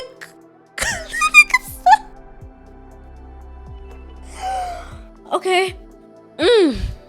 Your body is... Is what? Does it only have to be when my body's on the verge of collapse? Oh! We're outside. The Divine Tower is in its entirety is mine. And you also belong to me. Doesn't matter. Oh my gosh, what?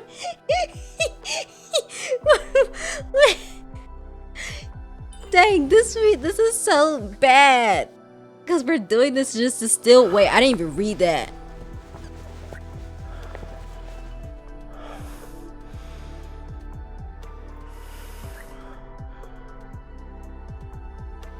Oh my gosh. Ooh, the sweet easily stirs up feelings of pleasure, but when savored more carefully, it becomes far more intoxicating. In the narrow space between our mingled breaths, Zayne slightly turns his head away to avoid my eager pursuit. The kiss that misses his mark lands on the corner of his lips.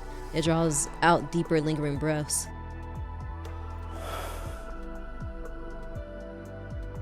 Is this a gift for me or a new punishment? It can be both. I lower my head and rest my cheek against Zayne's shoulder. My lips touch the spot where his heartbeat pulsates against his neck. With every syllable, I can feel his skin become damp beneath my breath.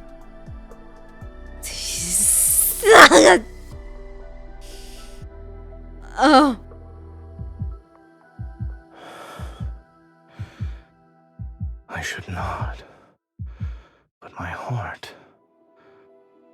even want to. His arms that are wrapped around my waist tighten. Silent waves surge and churn in his eyes. They scatter with the fine golden flecks from the candlelight. Oh, yeah. Sorry. No more apologizing. I'm not apologizing for my behavior anymore.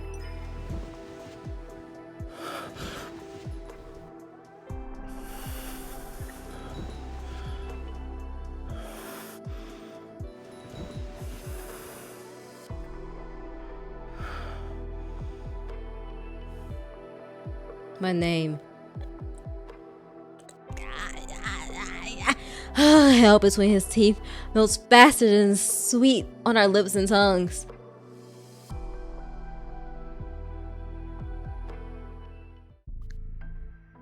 After helping Zayne settle into the uncomfortable position, I carefully removed the pendant and approached the iron spire. This is so sad! Dang! It operates silently. I look up at it, but I hesitate because I realize I'm about to see a truth. Perhaps I'm overthinking this. I shouldn't have deceived Zayne. Yeah, this is... See, oh my gosh. No, I must know Zayne's true purpose. Even if the consequences are terrible, I'm willing to bear them. Oh. When the pendant touches those runes, the golden flames spread out from the iron spire and envelop me. My vision blurs, my consciousness falls before this golden light, and the cracks of the world open before my eyes. Is that... okay, still going. Golden Ientus carrying the threads in their beaks fly past me. Each flap of their wings shakes off golden dust. Those particles gather at my feet and spread out into countless endless rivers in the blink of an eye. Everything appears to be the same as last time, yet there are subtle differences. The dying spire contains all the worlds in the universe, then each river leads to a different world. But I'm not sure which river I should step into. I look at the wound on my palm. I hesitate for a moment before cutting it. As fresh blood seeps out, one of the golden Ientus turns towards me. The river it guides also pauses for a few moments. It's that one.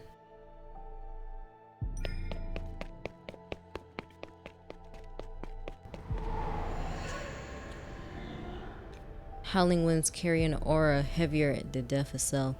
It pierces my body while hollow reverberations echo endlessly through the boundless darkness. Between jagged mountain ridges, a massive stone gate blocks the winding gravel path before me. A figure clad in gray robes materializes before me. After circling for a moment, the golden Ientu lands on his shoulder. Deity who has trespassed into Everlost, listen to the Gatekeeper's counsel. Your footsteps can go no further. I seek whatever lies behind the stone gate. Please don't block my path. He looks at the pendant I have. Its light now dim. You're not the first deity to set foot here, but Everlost shows no mercy to visitors. Are you referring to the owner of this pendant? His divine miracles once shook this realm. Zayne has been here. His power has grown weak, and that supreme god is about to meet his end. No! Oh, unable to tell if my thoughts were frozen from shock or from the cold, I hear my own stiff voice. What brought that god here? Beyond the seven gates, a stone was nestled in the Netherworld's bosom. The Creatio Stone. It could create life and resurrect the dead. It rested in an eternal slumber until that god took it. Creating life, resurrecting the dead? What did he do with the Creatio Stone? As soon as the question leaves my lips, the truth vaguely reveals itself in my heart. Only a divine soul of a certain weight can resonate with it. Goddess, who bears the aura of the Creatio Stone. Have you already forgotten the Eternal Realm's bone-chilling cold and darkness? That is where the dead slumber. Wait. When those words fall, my heart stops for a moment. The cold that sweeps across eons dragged my soul back to the blurry yet vivid bloody memories. The pain one could feel in their bones as at death's doorstep. The suffocating darkness. I can't remember anything else. It's fine. There's no reason to be afraid of a death that has long since passed. I steadied my breathing only to realize something. Zayne. He knows how I died. That's why he resurrected me. It seems our fates were already intertwined long before our first meeting in Diava. What price did he pay? The Creatio Stone is precious. When he took it, he must have paid an equivalent price. I could almost see the heavy stone gates slowly open. That familiar figure that enters without any hesitation. Saying, what price did he pay to resurrect me? What did he lose? The gray figure's sighs are like the murmurs in one's sleep, a lament sung for those who never return. Goddess who has been resurrected, if you dare to endure the gaze of each stone gate and withstand the erosion of darkness, I can let you witness it with your own eyes. The past that has long been obliterated. I'm willing. The weakened golden Ionzu screeches and lunges at me. A sharp feather heads straight for my eyes. The pain is more unbearable than death itself. I dig my nose into my palms and barely manage to keep myself from closing my eyes. While in a daze, the golden Ionzu seemingly carries me through the mist dark barriers. It soars to those looming, layered stone gates. The white bones dance wildly. Rivers of blood boil, and thorns leave crisscross bloody marks on a body stripped of power.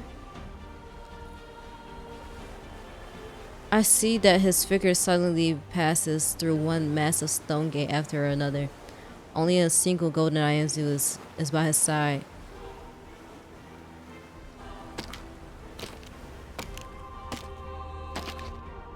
Warm blood splashes onto colorful flowers that rest on the countless bone fragments beneath his feet. It's quickly absorbed.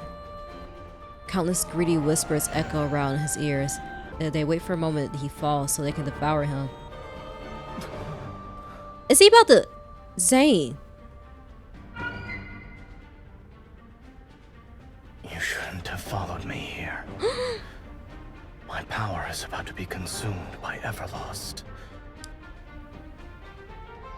Leave.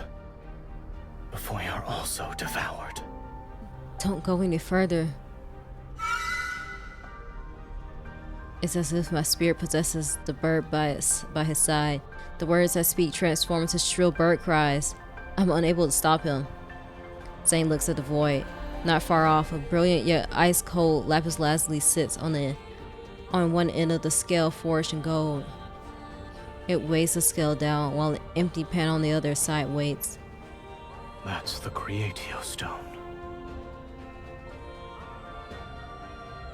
He steps forward, his slightly trembling fingers reverently caressing it. Once again, the eerie whispers arise. The voices don't belong to a single soul, yet they seemingly an echo of every spirit between heaven and earth. The Creatio Stone is extraordinarily heavy. Look, that god no longer has any bargaining chips left. His glory and authority have been stripped away by the 7 gates, and his divine power was spilled along the path he took to get here. Give up! Give up already! Let us consume the remains of your flesh and blood! His remaining power coalesces in his hand. He places his faint glimmer on the other side of the scale, yet the beam doesn't budge. It's not enough. It's not enough. Nothing is more precious than the Creatio Stone. In his palm, a mass of fresh blood swirls like crimson mist to become another weight on the scale. The golden beam tilts ever so slightly before returning to its original position. That's enough, Zayne. My words can only become Diane's mournful cries. Then his hand moves to his own heart. What? Ah! Radiant light illuminates the vast netherworld. When the heaviest object from his body falls upon the pan, the balance tilts.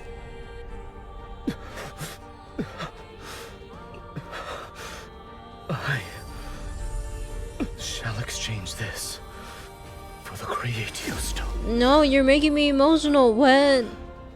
I will give her a new life and a place to rest. What? The translucent gem falls into Zayne's hands as he struggles to take out another equally brilliant crystal formed from fresh blood. The crystal slowly melts into warm divine blood and drips onto the gem, whose color is like lapis lazuli. A long time passes and the first heartbeat emerges. Death shall no longer be our destiny this time. Oh no! I feel like I spent a lifetime in the Iron Grew Spire. But when I return to Divine Tower, the moon hasn't even moved westward. Carefully placing the pendant back, I can't help but gently smooth his slightly furrowed brow. He gave everything he could to secure a future where I could survive, to construct a world where I could find shelter. Now this world is in danger, and I will perish along with it. I'm certain he shall pay another devastating price to save me. I used to be sad before. It's like you didn't care about me and wanted to do everything you could to make me angry. But now, saying I regret it. Those words aren't spoken aloud. I rest my head over where his heart is. I would prefer it if you never liked me. I will stop you this time. I will face my fate, Niava's fate, on my own.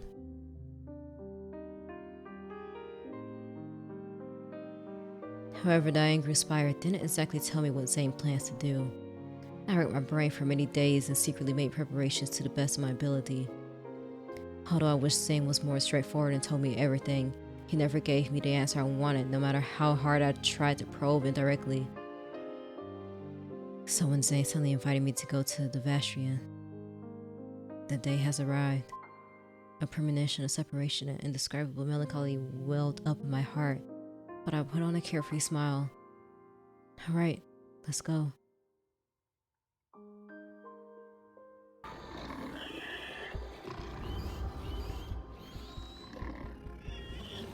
Haven't seen it countless times before. The Vastrian is the same as it's always been. Dust and sand fill the sky. The black mist enshrouds everything.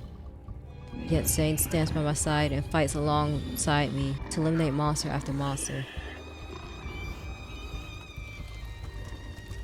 When I asked you before, you said the Vastrian couldn't be destroyed yet.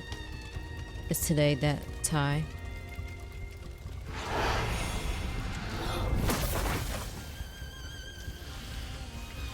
The monster is destroyed because of Zayne's attack. He turns to hand me a strangely shaped crystal. When you fought the monsters here before, they'd always come back, yes? Correct, but they're dissipating now. It's because their protocores have exhausted the last of their energy. I take the crystal from Zayne's hands. He said that protocores are these monsters' hearts. Even though it looks as brilliant as a gemstone, it brings disaster. It isn't merely a harbinger of catastrophe. Its true potential lies beyond that. But for now, Niava in its current state cannot utilize its true purpose. For some reason, I was thinking this whole time, for some reason, Niava seems like it's Lincoln City. I don't know why I think that. That could not be the case at all, but I don't know. I must wait for another time. He doesn't answer me again. I take a deep breath and channel the small flame of frustration rising in my heart into my sword. I slash the next monster. The time spent in these fierce battles is fleeting yet extraordinarily long. The last monster is annihilated. In a blink of an eye, the black mist and thorns vanish. The corrupted land that once brought countless disasters to Niava is seemingly swallowed up by an invisible vortex. I should feel a sense of relief, yet the heavy feeling in my heart hasn't lessened in the slightest. The ground violently shakes and our surroundings ripple with invisible waves. They grow larger and larger until the first crack appears at their center.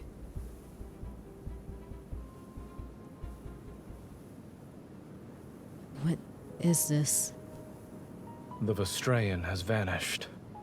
Vastrayan? Perhaps this fissure can be considered a wound left after removing a malignant growth. Vastrayan. He stops before it and turns to look at me.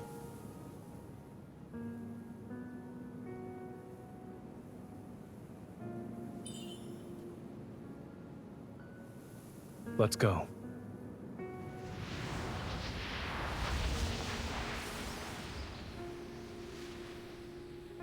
The evening breeze stirs up a gentle whoa, okay.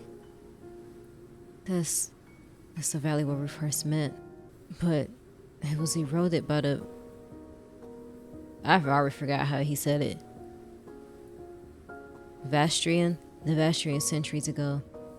It became a desert with yellow sand. Is this a dream? No. Zayne holds my hands as we disturb the babbling water. It's cool and I can feel every strand of water flowing through my fingers. I remember you saying you wanted to claim me as your own when you first saw me. And you planned to take me back to the Divine Tower. You drew your bow and knocked an arrow, and the projectile penetrated the mountain. I had never seen someone so powerful and handsome before. Of course I couldn't let you escape. Looking back now, that day was the first meeting for me. But for Zayne, it was a reunion he had waited a long time for. When you saw me back then, what were you thinking? I thought I was very fortunate. The first person I encountered in this world was you. Was seeing a beautiful goddess fall from the sky in an unforgettable experience? That beautiful goddess was preoccupied with gawking at me. She then proceeded to slip on a stone and fall. Indeed, it was truly unforgettable. Oh. As if we were going for an ordinary stroll, he leads me through the grove, after a grove of trees and shadows. They sway with starlight. We are in the depths of the Vastrayan. Vastrayan.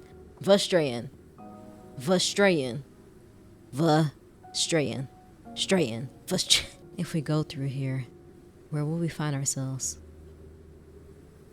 Do you want to know? I don't.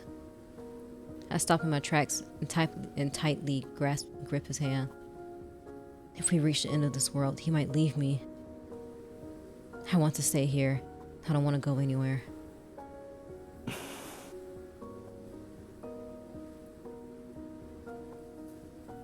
Then let's stay. I also don't want to go anywhere.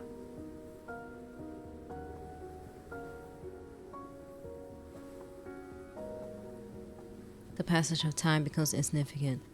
If we desire to see the sun rise in the sky, daytime descends.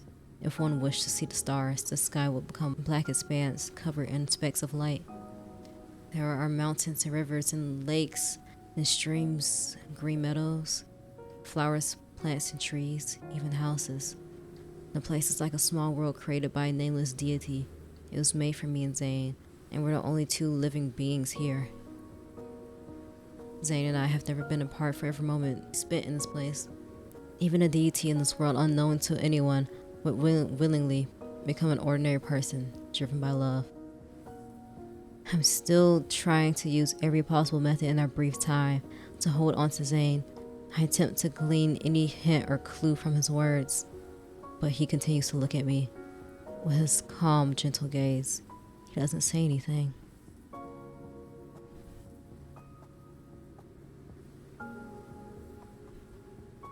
This is for you.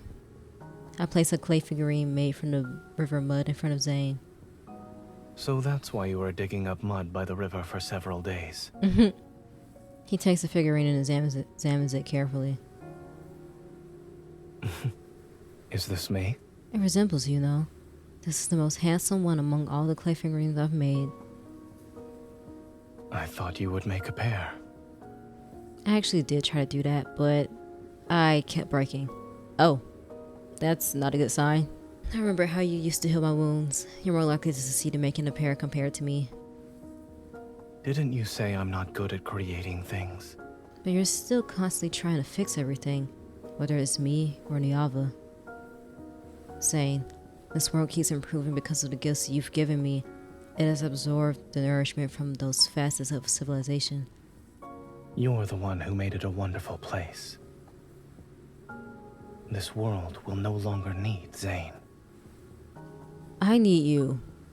I need Zayne.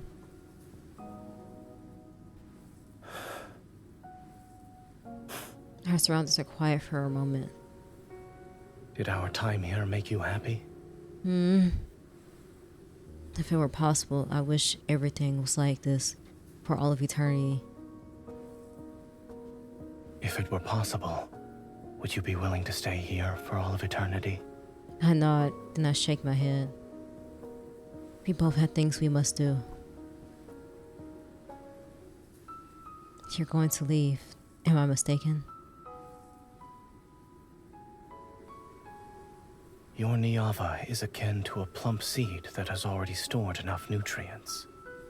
Zayne avoids my gaze as a phantasmal seed appears in his palm. However, now is not the time to plant it. In a place that's infinitesimally far from this world, there are errors I must erase. What? He closes his palm, and when he opens it again, a golden light has gently enveloped the seed. The proper soil shall only appear when those errors are gone. Only then will this seed break through the soil, sprout, and grow. The time you spend in Niava will seemingly last an eternity. You'll be happy. Those distant, grand stories leave his lips as if they were a single leaf gently falling. Yet the weight they have in my heart is heavier than the mountains. So that's what you need to do. I sweep away the phantasmal seed and force my voice to... You'll protect Niava and me so that nothing can get through. And you'll face the dangers and death yourself. Is that it? Why would you think I could accept your sacrifice and devotion with a clear conscience?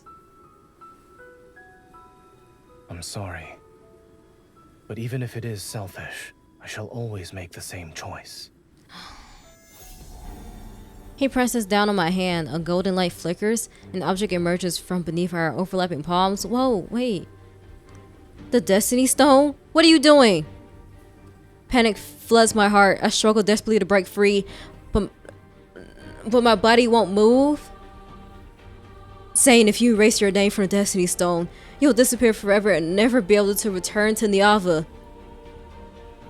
Familiar golden light pours out from between our intertwined fingers, and the power within my body surges. On the black stone tablet, surrounded by a golden radiance, Zayne's name is being erased bit by bit. Oh my gosh. You promised to carve your name. You were the one who wanted me to stay by your side forever. He looked at me carefully. His focused gaze makes me feel as if he wants to etch my presence into his memories before fading away. From now on, this world no longer needs me. Oh, my throat hurts. No! I rushed back to the Divine Tower using the shortest amount of time. Unsurprisingly, the Iron Spire has disappeared with its master. My footsteps echoed through the vast hall. Yet when I realize I'm the only one in this tower, an enormous emptiness engulfs me. It's like Zayne had never existed. It shouldn't be like this. It can't be like this. I catch a glimpse outside. I stop and look at it in disbelief. It's scattered frost. Your Niava doesn't have snow. It must be Zayne. He's going to protect Niava. I must find him right now. I almost stumble as I run behind the altar and turn the mechanism hidden beneath the floor tiles. In a small room beneath the altar, the golden Ienzu that once carried me through the Everlost is huddled in a nest I built for it. My apologies, I kept you confined for so long. This is one of the preparations I made in advance. Once Zayne leaves, I will never be able to track him down again. I'll contemplate my next move. I can only rely on the Iengru Spire. The golden Ienzu can't exist without the Iengru Spire, which means it shall fly to it no matter what. And that's where Zayne is. I cradled the golden Ienzu, cut my fingertip and let the blood drop onto his sharp beak. Take me to Zayne. Zayne, stop leaving me! Golden Ienzus are born from Zayne's power. Regardless of his current location, every bird can sense his presence. The bird are brought back from the Iengru Spire staggers before flapping its wings. It flies towards the depths of the tower. It seems Zayne is still in the Divine Tower.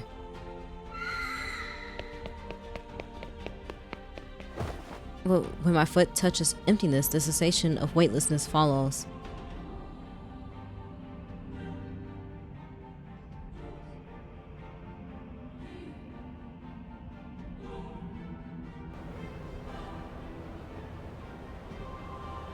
Golden Ienzus weave and dance before my eyes. The sight doesn't surprise me, but there's no river paved with the golden dust this time. The rapid descent doesn't cease. The golden threads from the birds' mouths crisscross, interweave, and extend into fragmented images. My snow won't melt. Oh snap! Promise me you won't cry anymore. Follow the jasmine's fragrance. These scenes without order or casualty spread out before me piece by piece. They formed the faces of me and Zayne. In the depths of my soul, a corner that has never touched has already loosened. Now they shall never wilt. To save him from darkness. To be his sanctuary amidst rime and gale. Stay away from me again when dawn greets the world once more. He's immobilized by black ice crystals. He's holding an umbrella beside an ancient tree. He's in a field of white flowers. He's in an endless expanse of thorns. He's under a green aurora. He's in front of a gravestone in a cemetery. No! Those fragmented images flash rapidly before my eyes. Each one comes to an abrupt halt at yet another farewell. No more farewells! Stop! Stop it! The golden Ienzus bound to these broken twins, let out shrill cries of sorrow before fading away. He's gonna give me abandonment issues! My eyes burn, and the tears that scatter are swept away by the falling wind. That's me and Zayne. This is our past, or perhaps the future. One end of a golden thread is suddenly placed into my hand, as if being held up by a pair of gentle hands. I slowly stop falling. Meanwhile, the golden Ienzu that brought me here spreads its wings and flies toward the depths of pure white. Tightly grasping the golden thread in my hand, a brilliant magic circle slowly materializes in my periphery. He's waiting for me there. If everything I've seen consists of memories of what has happened and what has yet to happen between us, even if every encounter between me and Zayne is destined to be incomplete, I will always go to Zayne.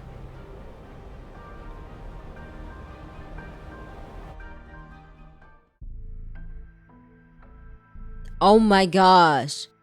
My gaze is overwhelmed by light, slowly recovers. Yet I feel like a suspended wisp in this overly bright white room. Zayne is standing in front of more than 10 tablets made of materials I've never seen before. Images I don't understand flicker across from them. He's here, but he can't see me. Angru, perform another calculation. I have received the command. What?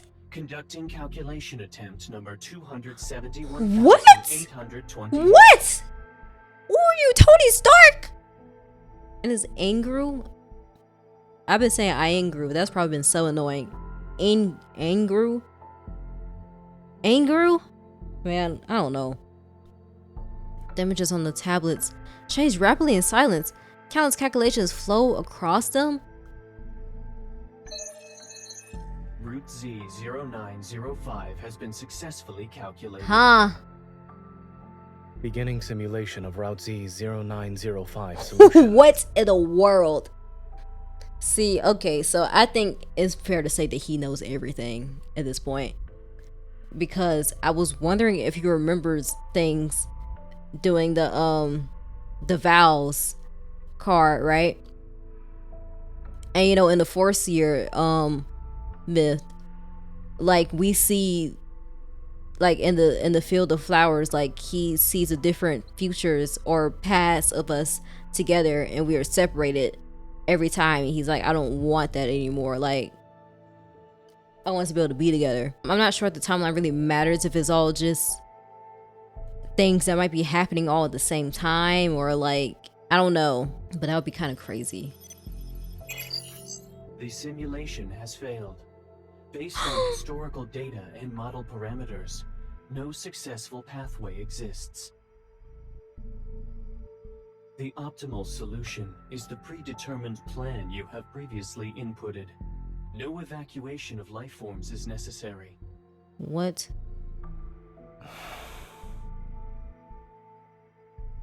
The 271,828th calculation has been completed. All pathways converge on the same result. The margin of error is 0.00000000001%. Should I flag the fatal flaws in this pathway? What? That won't be necessary. So this is what he was in here. This is what he's talking about, the errors. Because I was so confused. He was talking about he has to fix the errors. I'm like, what the heck is he talking about? What is the error? I still don't know what it is, but he lowers his gaze. His fingers trace those cold images before finally falling to his side in silence. In all the time we spent together, I've never seen Zayne reveal a complex, indescribable expression. My heart feels as though it's been squeezed by an invisible hand.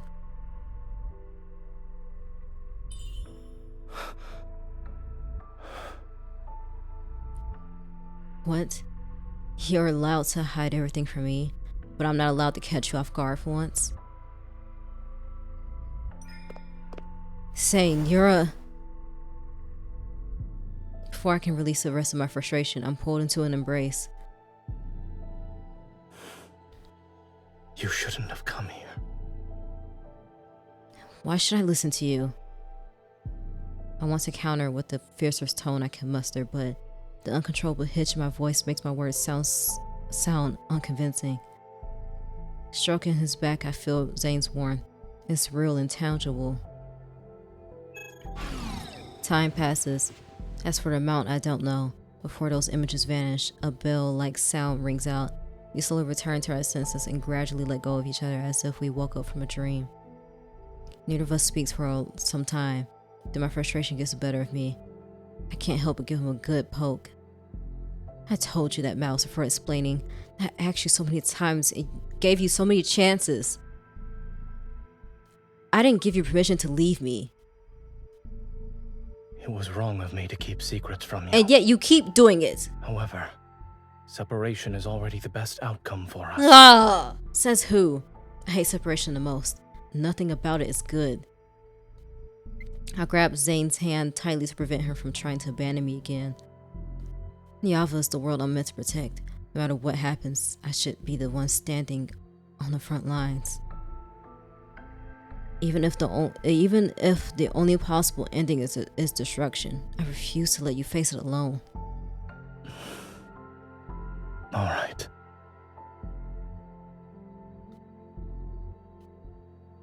Then stay here with me. I breathed a sigh of relief and take in the strange, mysterious scenery around us. Are these the eras you mentioned? The ones that need to be erased? It's not just these. Zayne's traces. I'm really trying to figure out what the heck these eras could possibly be. I don't know if they're going to explain it or not. I will say it has to be something going on with MC. Zayne traces a faint pattern in the air. 2 circles, each a different color, yet partially overlapping and immediately appear. This world exists separately from Niava, but both coexist within the same universe. The fate of destruction has already descended here. It won't be long until it has no connection to Niava. He cuts through the boundary, connecting the 2 circles. The black circle gradually disappears without a trace. Only the golden circle is left behind. Thus, the last connection between Niava and this world will be severed like that. Well, if it disappears, then Niava won't be destroyed? Something to that effect. As for where we are at the moment, you may think of this place as my divine tower. You're not just a god in Niava, you're also a god here. The ground beneath our feet shakes without warning. Sounds akin to rumbling from underground echo from outside the room. Be careful. When Zayne pulls me to the side, the shaking stops. Your divine tower is collapsing? Yes. This place is already in ruins. It could collapse at any moment from those kinds of tremors. Oh gosh. In the pause between flickering lights, Zayne pulls open an okay. We hurry out of that pure white room as the sounds of debris and cracking echo behind us. Huh? Why does this look like the lab that she was in? Before us stretches a long dark corridor where wind whistles through the fissures in the walls. Its mournful reverberation resounds. We're heading to the top floor. We need to disrupt the magical array there. Only by completing the separation of the 2 worlds can the Angru Spire reconnect with Niava. You accompany me, yes? He takes my hand and begins walking through the dim corridor. Along both sides of the passageway, there are flickering lights that barely illuminate our surroundings. Everything is dilapidated and decayed as if it has suffered through chaos or an instant of ransacking in the past. I don't know where my foot touched, but the wall in front of me suddenly flashes with scenes I've never seen before. My lord, why do you no longer show us mercy? You have already seen us in the ruins. If even you have abandoned us, then is there anything left for us to believe in?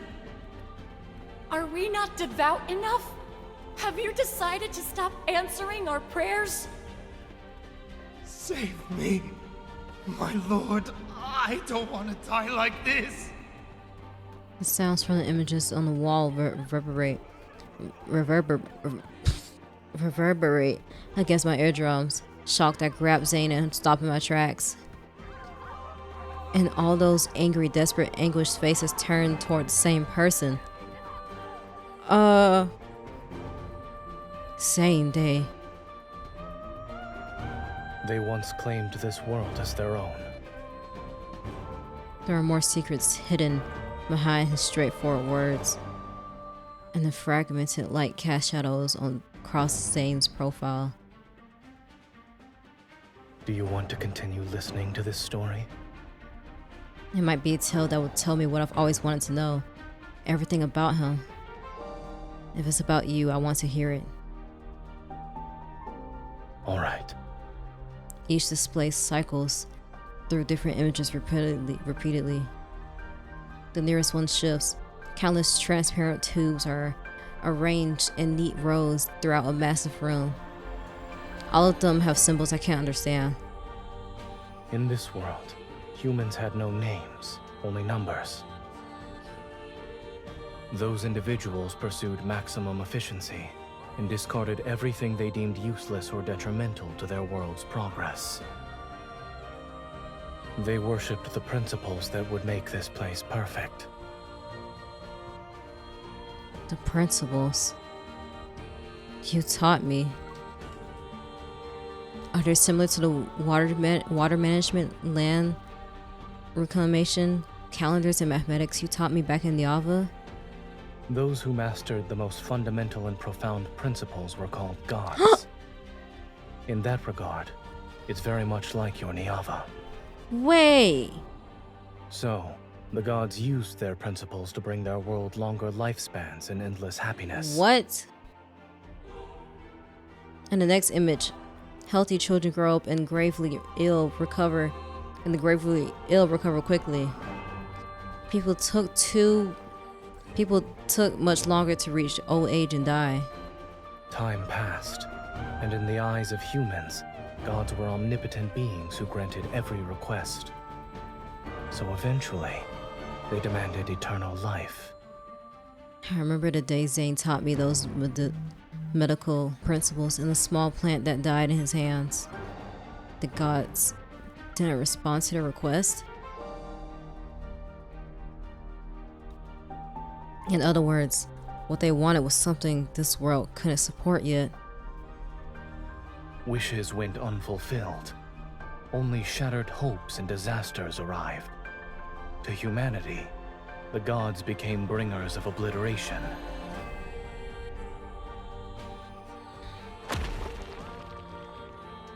We can't stay here any longer. We need to go, now. He takes my hand again, but he holds it tighter this time.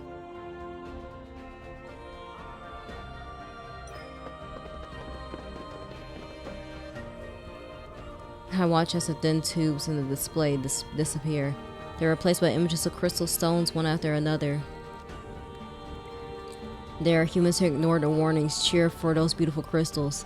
The images on the corridor's walls continue to shift, pursue principles that exceeded the world's capacity to sustain it, but it only accelerated the world's race towards irreversible destruction with greater clarity and speed.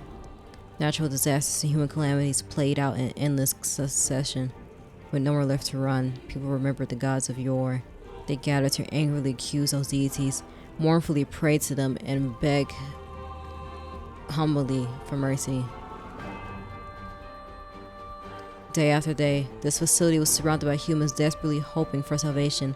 When the blizzard arrived, they finally realized they could no longer receive divine protection.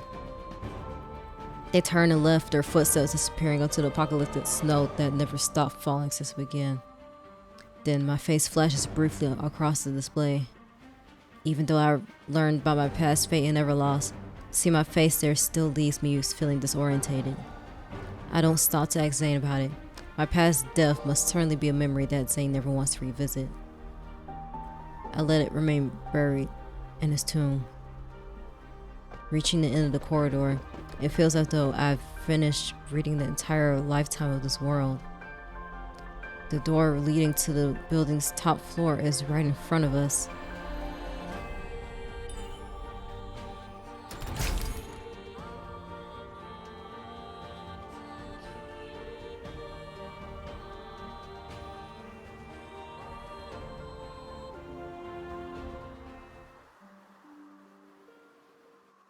If this place was once the seat of world's glory, then it's nothing more than a cliff overlooking ruins now. Heavy snowfall and freezing winds bite into my skin, and I finally see the scenery outside.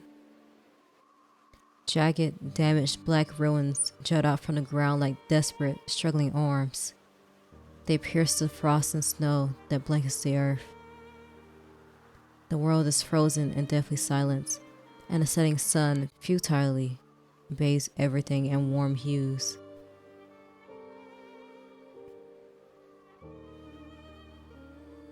This is what happens to a world that has strayed from the natural order. Yes. The scenery here was once beautiful as well.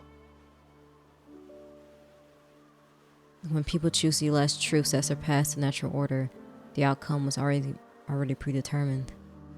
Regardless of whether it's protection or destruction, setting aside those meanings imposed upon oneself. Even gods are doing what should be done within the laws of the natural order.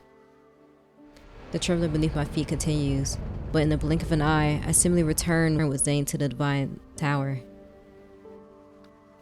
In the place we protected, the waters of 2 rivers nourish Niava's endless vitality. When an enormous sun gently kisses towards the horizon, the dry evening wind carries the sweet fragrance of dates and songs from the city gates. I calculated every possible outcome, but it has already strayed too far down the path of an erroneous natural order. His calm voice pulls me back to reality. I don't have any regrets. However, within this incorrect order exists a single variable. What is it? What is... Accompanied by violent trembling beneath my feet, a massive magical array unlike anything I've ever seen manifest. This is the final connection point between Niava and this world. A massive golden Ainzu struggles out from this strange magical array. Black crystals cover its body.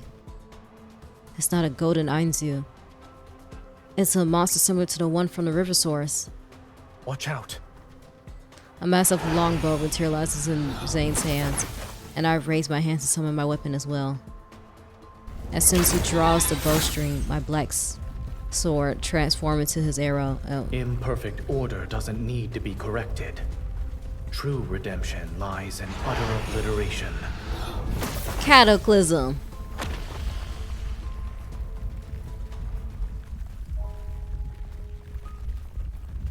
After the giant bird-like creature falls, black energy fragments drift down, reminiscent of Calamity's ashes burning in the old world. The tremors and rumbling from the world below grow stronger. They transform into ripples that destroy this facility.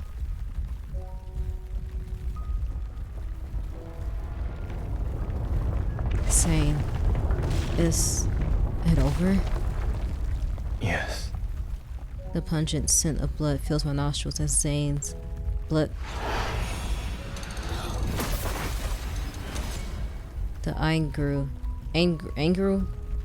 spire activates in his hands as a familiar golden magic circle projects beneath our feet. No.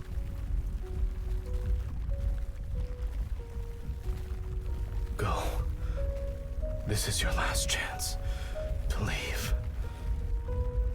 You're telling me to go back to Niava alone? You liar.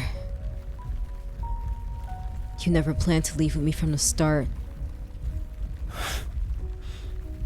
You are correct about one thing. I only know how to bring about ruin, so I truly am unskilled at creation. The severance is complete. This world will no longer corrupt Niava, and it won't drag it down into the abyss. After this, your Niava can peacefully wait in the universe. It shall wait for when it's ready to break through the soil and flourish. In this moment, I think I finally understand. Zayne, I'm the variable you mentioned, yes? To be more precise, it is my selfish desire. Yeah, because you resurrected me.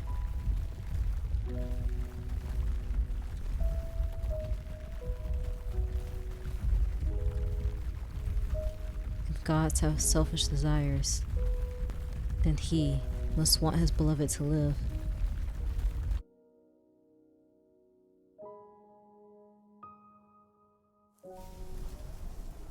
Oh my gosh.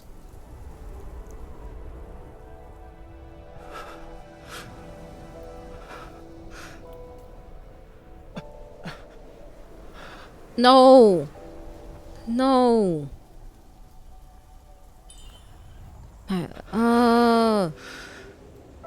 power has been nearly depleted.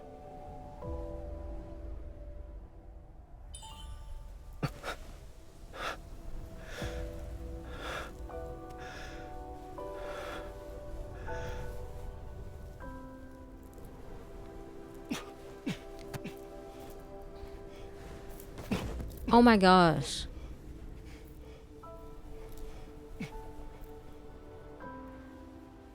Fortunately, yes, we still have time to watch this sunset.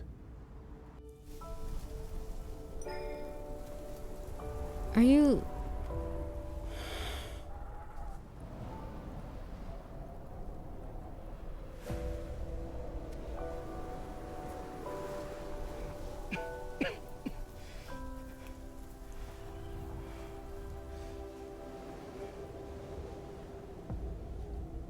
So that's how the world's final sunset looks. It's very beautiful.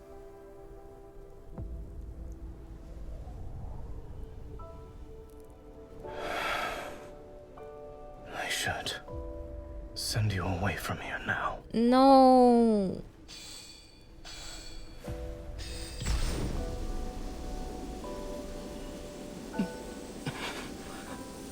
Look at all that hair on my face. What in the world's going on? Oh my gosh. Whoa. Oh my gosh. What happens if I fell right there?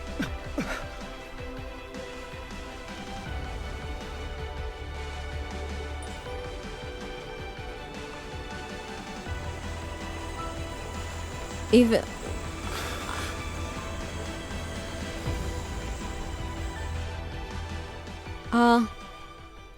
I'm not pausing, so I don't know what I said.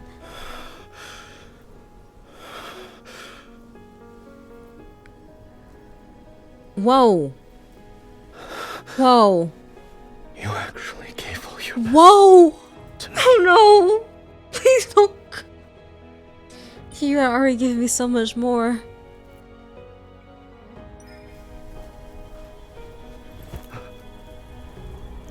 I just gave him all my power.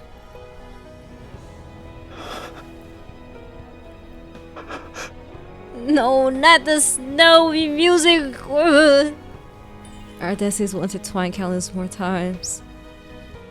Will it ever come true, Zayne?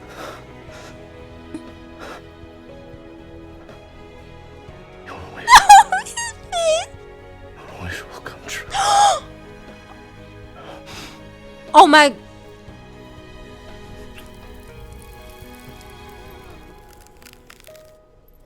Don't leave me.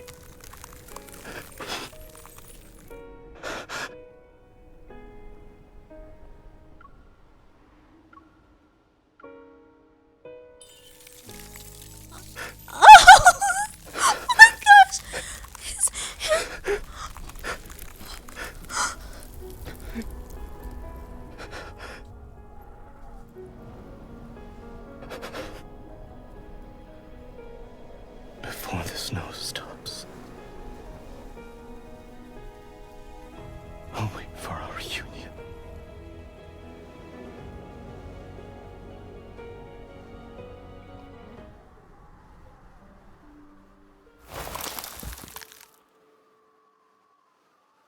We have been sitting up here watching a movie. Damn, I'm not editing this video. It is gonna go up exactly as is at this point. All my little stutters and mistakes and all. Cause I just can't. Okay, I can't. I wasn't expecting this to be 3 hours. It's about to be 1 o'clock in the morning. And I'm sitting here about to cry. Cause my weakness is grown men crying And especially Zayne, I just ain't never seen that much emotion on his face. I'm going to crumble into pieces. As the last ray of sunlight passes over the frozen twin rivers, no one witnesses the peeling of dark blue glaze in the time's winds, or the crumbling of clay tablets that recorded a glorious past. No longer do devout worshippers chant the goddess's mighty name and glory, nor does anyone listen. I feel like I sound like I'm about to cry, or I've been crying right now. Okay. Nor does anyone listen to the loving words that the deity whispered into the hidden corners of the universe. Pure white swirls down from above to the blanket every sound and breath of life in the world. What was once the goddess has fallen into a silence more enduring than death itself. Within the cold and quiet, she waits for the next reunion with her beloved. At the end of the tower's long staircase, the angry spire erupts with brilliant radiance, and a light instantly devours the goddess's dwelling. The divine tower collapses and shall become one of countless golden threads. Within the angry spire, the lonely deity will also step into eternity and become a silent watcher once more. Before the blinding white light fills his gaze, he turns and glances upon this world. The golden Ainzu spreads its wings, its brilliant golden feathers transforming into the wind and snow. They become as translucent as ice.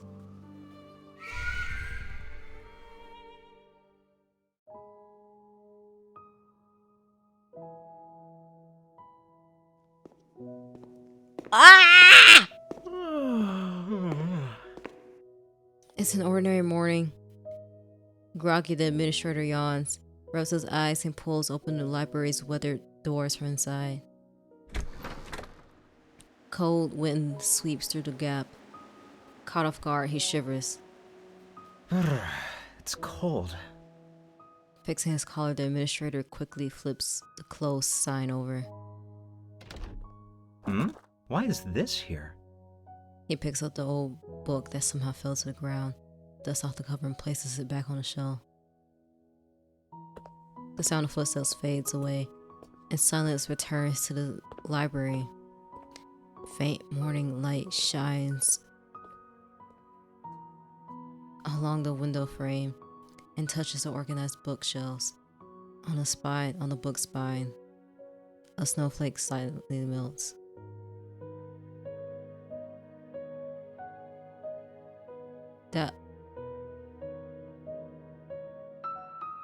So you're telling us the stories of us are in that fractal library?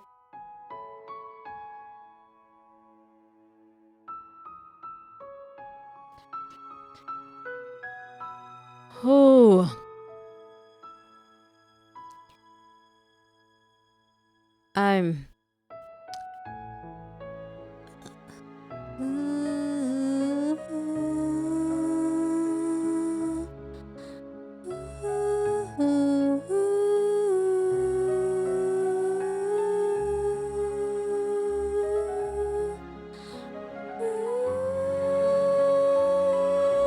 Okay, I'm gonna edit that out because that probably sounded terrible. I just don't know what else to do.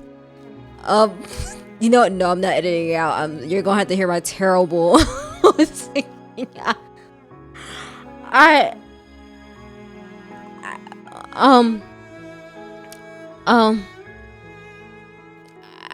can't even think properly right now. My gosh, I gotta get off this. It's making me sad. Thank you. Okay. So, anyways, like I said, I haven't done Xavier's yet. So, if y'all want to see me do that, let me know. Like I said, if I don't see any comments about it, I'm just not gonna do it on the channel. But anyway, I hope this video was fun for you. I hope it was entertaining. I hope it was good background noise. Whatever it was for you, I hope it was mostly a positive experience. And I'll see you next video. Bye.